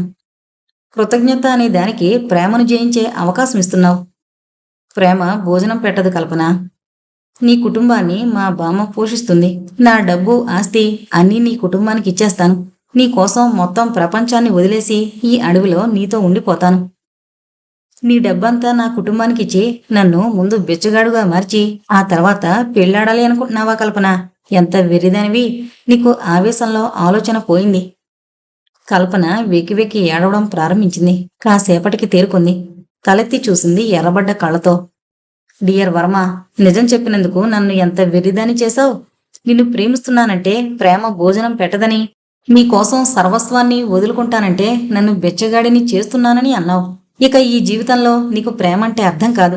సామాజికులు సృష్టించిన బానిస బ్రతుకు, ఛాందసాల మురికి కోపం నీకు స్వర్గతుల్యంగా కనిపిస్తోందన్నమాట. నువ్వు మగబుద్ధితో ఆలోచించి నేను పిచ్చిదాన్ని అనుకుంటున్నావు. నేను స్త్రీ హృదయంతో ఆలోచించి నిన్ను పిరికిపందా అనుకుంటున్నాను. ఇక నా జీవితానికి పర్యవసానమేమిటో నాకు అర్థమైంది. ప్రేమ అనేది దేవురించితే దొరికేది కాదు తల్లి. నన్ను ప్రేమించినవాడు వ్యసనపరుడు. నేను ప్రేమించినవాడు పిరికిపందా. నా బ్రతుకు ఎందుకిలా శూన్యం చేశావు తల్లి? అన్నీ ఉండి నేనింత నిరుపేదదాన్ని ఎందుకయ్యాను? అంటూ తలను ధారాళమ్మ పాదాలకేసి కొట్టుకోసాగింది. రంజిత్ నిశ్చేష్టుడయ్యాడు. ఇదేదైనా హిస్టీరియా, బాపతు జబ్బా అనే అనుమానం కూడా అతనికి కలగకపోలేదు. అతనికి ఎక్కువ ఆలోచించే అవకాశం లేకుండానే తలుపులు గొళ్ళను తెరుచుకున్నాయి. కోళ్లు కూసే వేళ అయింది. రవి తలుపు తోసుకుని సుడిగాలిలా లోపలికొచ్చాడు. అతని ముఖం వివర్ణమై ఉంది. రాత్రంతా నిద్రలేమి వల్ల, అడవిలో అవిశ్రాంతంగా తిరగడం వల్ల మనిషి బాగా అలిసినట్లున్నాడు. మనసులో రగులుతోన్న అగ్నిగోళం అతని కళ్ళలో ప్రతిఫలిస్తోంది. వరండాలోంచి దూకి కల్పన కారడవిలో కారు చీకట్లో కలిసిపోగానే అతనికి మతిపోయింది. చాలాసేపు అడవిలో తిరిగాడు. కొంత దూరం వెళ్లేంత వరకు మనిషి ముందుకు వెళుతోన్న ఎండుటాకుల చప్పుడు అవి వినిపించాయి. అది అమావాస్య వెళ్లిన పాడ్యమి కావడం వల్ల వెన్నెల బొత్తిగా లేదు. ఆకాశంలో చుక్కలు కాంతివంతంగానే ఉన్నాయి. కాని మైదానం మీదలాగా అడవిలో ఉపయోగించని కాంతి అది. అలా తిరుగుతుంటే కోయగూడెం నెగడు మంటలు రవికి కనిపించాయి. వచ్చి ఆరా తీస్తే ధారాళమ్మ గుళ్ళో వాళ్ళిద్దరినీ పెట్టినట్లు తెలిసింది. రవి మనసు ఉండబట్లేక అందర్నీ చెడామడా అరిచేశాడు. కోయిగూడెం విస్తుపోయింది. వాళ్ళిద్దరూ భార్యాభర్తలు కాకపోతే తల్లి కల్పనను కాపాడుకుంటుందని హామీ ఇచ్చారు. అదంతా ఉత్త చెత్త వాగుడు కింద జమకట్టి తక్షణమే వాళ్ళని తోడు తీసుకుని ధారాళమ్మ ఆలయానికి బయలుదేరాడు రవి. బళ్ళున తలుపులు తెరుచుకున్నాయి. రవి తలుపులు తోసుకుని సుడిగాలిలా లోపలికొచ్చాడు. వెనక కోయిగూడెం దొరలు కాగడాలు పుచ్చుకుని నిలబడున్నారు. ముసల్ది కూడా ఉంది. రవి అన్నాడు వర్మ ఆనందాతిరేకంతో లేచి నిలబడుతూ. రవి అనుకుంది కల్పన దేవి పాదాలు మరింత గట్టిగా పట్టుకుంటూ. వర్మ, నీ తెలివితేటలతో మమ్మల్ని ఎంత వెర్రి వెంగళపలుగా చేశావు అన్నాడు రవి వ్యంగ్యంగా. నువ్వు క్షేమంగా ఉన్నావు, నాకదే చాలు. ఇంకా ఈ నక్క వినయాలు నమ్ముతానని అనుకుంటున్నావా? అదేంటవి, నేను సదా నీ మేలు కోరేది నీ నమ్మకం సంపాదించుకోవడానికి కాదు, అది నా కర్తవ్యం అన్నాడు వర్మ. రవి దూకుడుగా ఏదో అంటున్నాడు. కాని అతని మనసులో అసలు విషయం తెలియకుండా కల్పన కోసం వర్మ తనను మోసం చేస్తాడా? అసలు కల్పనకు తన మీద పరిపూర్ణమైన నమ్మకం ఉంటే, ప్రేమ ఉంటే ఈ రంజిత్ ఏం చేయగలుగుతాడు? కాని తను ఓడిపోయింది అక్కడ. ఇక్కడ ఇలా పొంగిపోవడం వృధాశ్రమ అనిపించింది రవికి. డియర్ రంజిత్, నువ్వే గెలిచావు. ఈ ఎత్తుకు పై ఎత్తు నా దగ్గర లేదు. నేను ఓడిపోయాను అన్నాడు భారంగా. రవి, నువ్వు అపార్థంలో పడి అంత దూరం వెళ్ళిపోక శాంతంగా ఆలోచించడానికి ప్రయత్నించు అన్నాడు.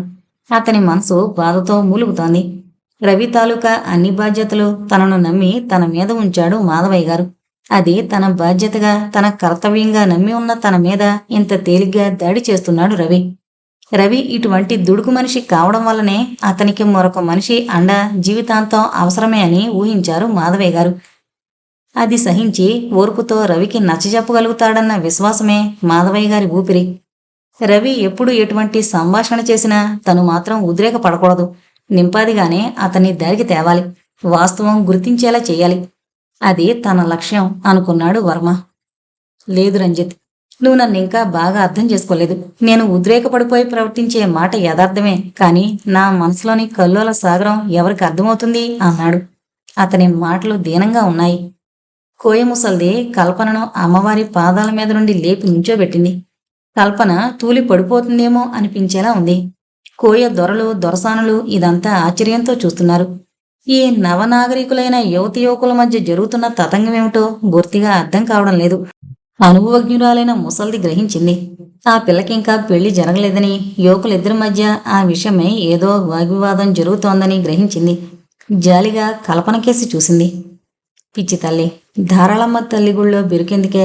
మనసులో ఉన్న మగవాడి పేరు చెప్పు. బేగి చెప్పి తల్లికి దండం పెట్టుకో. తల్లి మగతోడిని నీ నీడకు నడిపించాను అంది. కల్పన ఉబికొస్తోన్న కన్నిటిని నిగ్రహంతో అడ్డుకట్ట వేస్తూ కాసేపు తల వంచుకుని నిలబడింది. అవ్వా, నన్ను కోరిన మగవాడు నా వాడు కాదు, కాలేడు. నేను పెళ్ళైన తర్వాత అతన్ని ప్రేమించి జీవితాంతము చేయి కలిపి నడవగలుగుతానని అనుకున్నాను. ఆడదాని విషయంలో ఇంత తొందరపడే వ్యక్తిని నేను భర్తగా పొందాలనుకోవడం లేదు. స్త్రీ అతని దృష్టిలో అవసరాలకు ఉపయోగపడాల్సిన వస్తువు. నేను కోరిన మగవాడు కృతజ్ఞతాభారంతో పిరికిపందయ్యాడు. నాకు ఈ మగజాతి మీదనే ద్వేషం కలుగుతోంది. దయచేసి నా మానాన్న నన్ను పోనివ్వండి. నేను కావాలనుకున్న మగవాడి కోసం అన్నింటినీ వదులుకున్నాను. ఇప్పుడు నాకు అతనికి నీడ దొరకలేదని అవన్నీ నావి అనుకోలేను. తిరిగి వెనక్కు పోలేను. ఈ మగవాళ్లు చదరంగంలో పావుగా, వాళ్ల పరిస్థితులకు ఆలోచనలకు అనుగుణంగా ఉపయోగపడే పావుగా బ్రతకడం నాకిష్టం లేదు. నేనిక్కడే ఉండిపోతాను, ఒక్కదాన్నే ఉండిపోతాను అని వెక్కి వెక్కి ఏడవడం ప్రారంభించింది. రవితో కల్పన ఒకప్పుడు ఆడదంటే అగ్నిశిఖ అంది. ఆ అగ్నిశిఖను ముట్టుకుని ఒళ్లంతా కాల్చుకున్నాడు రవి. తాను ప్రేమించి ప్రేమించానన్న విషయం వెల్లడి చేసి పెద్దలందరూ అంగీకరించాక ఆ ప్రేమించబడిన వ్యక్తి చేత తిరస్కరింపబడ్డం కంటే గొప్ప అవమానం మగవాడి జీవితంలో మరొకటి ఉండదు. అది రవికి ఎదురైంది. మరొక పరిస్థితుల్లో అయితే రవి ఈ సంఘటనను పెద్ద రాద్ధాంతంగా మార్చేవాడు. కాని ఈ తిరస్కారంతో అతని మనసు పొదనెక్కింది. కల్పన, వాస్తవానికి ఇప్పుడు నిన్ను పలకరించి నీతో మాట్లాడే హక్కు నాకు లేదు. కాని చేసిన తప్పు తెలుసుకున్న ఒక వ్యక్తిగా నా తప్పును ఇప్పుడు నేను సరిదిద్దుకోవాలనుకుంటున్నాను అన్నాడు తలంచుకొని. అతను ఊహించని విధంగా కల్పన అతనికి సమాధానమిస్తోంది. రవి, మరి కొద్ది గంటలు నీ అసలు స్వరూపాన్ని నేను గ్రహించకుండా ఉంటే నీకు నాకు పెళ్ళై ఉండేది. కొద్ది గంటలు కాదు, కొన్ని నిమిషాలు కాదు, ఒక్కొక్కసారి కొద్ది సెకన్లు మారేసరికి ప్రపంచ చరిత్రలు మారిపోతాయి. ఇందుకు నువ్వు కానీ నేను కానీ బాధపడవలసింది ఏమీ లేదు. నీ మీద నాకున్న కనీస విశ్వాసం కూడా పోయింది. ఇతరాత్రా నీ విషయాల గురించి నేను ప్రస్తావించబోవడం లేదు. నా విషయంలో నువ్వు ఆశ పెంచుకోవడం అనవసరం అని మాత్రమే చెప్పాలనుకుంటున్నాను. ఇక ఆ విషయాలన్నీ వదిలిపెట్టు అంది, తలెత్తి అతని ముఖంలోకి చూడకుండానే. కొద్ది గంటల తర్వాత ఆమెను జీవిత భాగస్వామినిగా పొంది ఆమె మీద సర్వ అధికారాలు పొందవలసిన వ్యక్తి ఇప్పుడు ఆమె ముందు తప్పు చేసిన పిల్లాడి వలె నిలబడ్డాడు. రంజిత్ ఈ పరిస్థితిని ఇంతవరకు రాకుండా చూడాలని ఎంతగానో ఆలోచించాడు. కానీ కల్పన మాట్లాడిన తర్వాత అతనికి మాట్లాడే అవకాశం లేకపోయింది. ఏమీ చేయలేకపోయినన్న బాధ మనసును మిలివేస్తూ ఉంటే నిశ్చేష్టుడై చూస్తూ నిలబడ్డం తప్ప మరేమీ చేయలేకపోయాడు. రవికి ఇప్పుడు మాట్లాడేందుకు అవకాశం ఏర్పడింది. ఇప్పుడు ఆమె విషయంలో తాను పరాయివాడు.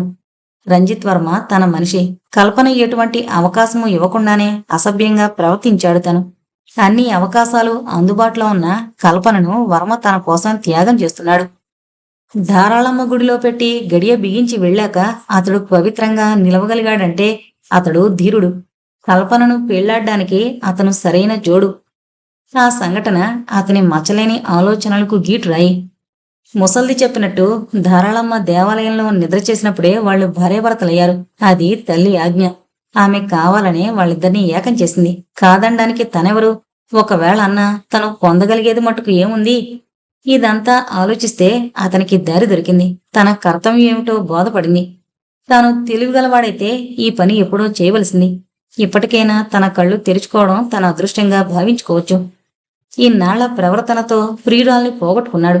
ఇప్పుడిక తన కర్తవ్యాన్ని తాను నెరవేర్చకపోతే త్యాగమూరితైన ఒక స్నేహితుడిని కూడా పోగొట్టుకోవాల్సి వస్తుంది.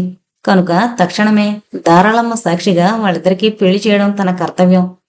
రవి ఇక మాట్లాడకుండా ఉండలేకపోయాడు. కల్పన, అవును, నేను నిన్ను పెళ్లాడేందుకు అర్హతను కోల్పోయాను. కానీ మీ ఇద్దరికీ పెళ్లి జరిపించే అర్హతను మాత్రం పోగొట్టుకోలేదనుకుంటాను అన్నాడు మనస్ఫూర్తిగా. రవి అన్నాడు వర్మ విస్తుపోతూ. పరిస్థితులు ఇటువైపు నడుస్తున్నాయని తనకు ఇందాకే అర్థమైంది. కానీ ఇప్పుడిలా జరిగిపోతే తనను గురించి మాధవయ్య గారు ఏమని ఆలోచిస్తారు? అవును వర్మ, జరగవలసింది అదే. అది ఎప్పుడో జరగవలసింది. నేను స్వార్థంతో కళ్ళు మూసాను. అదిగో చూసావా, తూర్పు తెలతెల వారుతోంది. రేపనేది కొద్ది నిమిషాల్లో ప్రారంభం కానుంది. ఈ కాబోయే ఉషోదయం మన అందరి జీవితాల్లోనూ వెలుగు వెల్లువలు నింపాలి. రంజిత్, మనం ఎన్నో కథలు విన్నాం. కానీ పొద్దుపోయాక ఈ అడవిలో అగంతకంగా అనుకోకుండా వచ్చి పడిన మన జీవితాల్లో తెల్లవారేసరికి చూసావా ఎన్ని మార్పులొచ్చాయో? కాలం అనేది చైతన్య వాహిని అనడానికి ఇదొక తిరుగులేని నిదర్శనం. నాలో నిండిన చీకటికి ఈ కాబోయే ఉషోదయం చివరి ముగింపు కావాలి. దయచేసి నా ప్రార్థన అంగీకరించు. కల్పన నీ భార్య అన్నాడు రవి మనస్ఫూర్తిగా. ఇక ఎదురు చెప్పిన లాభం ఉండదని రంజిత్కు తెలిసిపోయింది. ఈ పిరికి పందకు ఆ పాటి అర్హత ఉందంటావా రవి అన్నాడు. అది తన అంగీకారమే. కాని తన మీద వేసిన నిందను అతను జ్ఞాపకం చేస్తున్నాడని కల్పన గ్రహించింది. ఆమె బుగ్గలు సిగ్గుతో ఎర్రబడ్డాయి. నేనే పొరబడ్డాను. తప్పు చేయడానికి భయపడేవాళ్లు పిరికి పందులు ఎలా అవుతారు అంది తప్పు సవరించుకుంటూ. కోయదొరల్లో ఉత్సాహం పెళ్ళుబుకింది. ఉషోదయానికి పెళ్లితంతు పూర్తయింది. కల్పన ముఖంలోకి కొత్తగాళ్ళొచ్చింది. రవి అలసటంతా మరిచిపోయాడు. కాంతుల్ని విరజిమ్ముతోన్న ఉషోదయం అది. ధారాళమ్మ పాదాల మీద పడి లేచింది కల్పన. తల్లి, ఎంతమంది జీవితాల్లో ఇటువంటి ఉషోదయాలు వెలిగించిన నువ్వు మమ్మల్ని భార్యాభర్తల్ని చేశావు. రవిలో మానవత్వం అనే దీపం వెలిగించావు అంటూ కన్నులు అరమోడిచింది.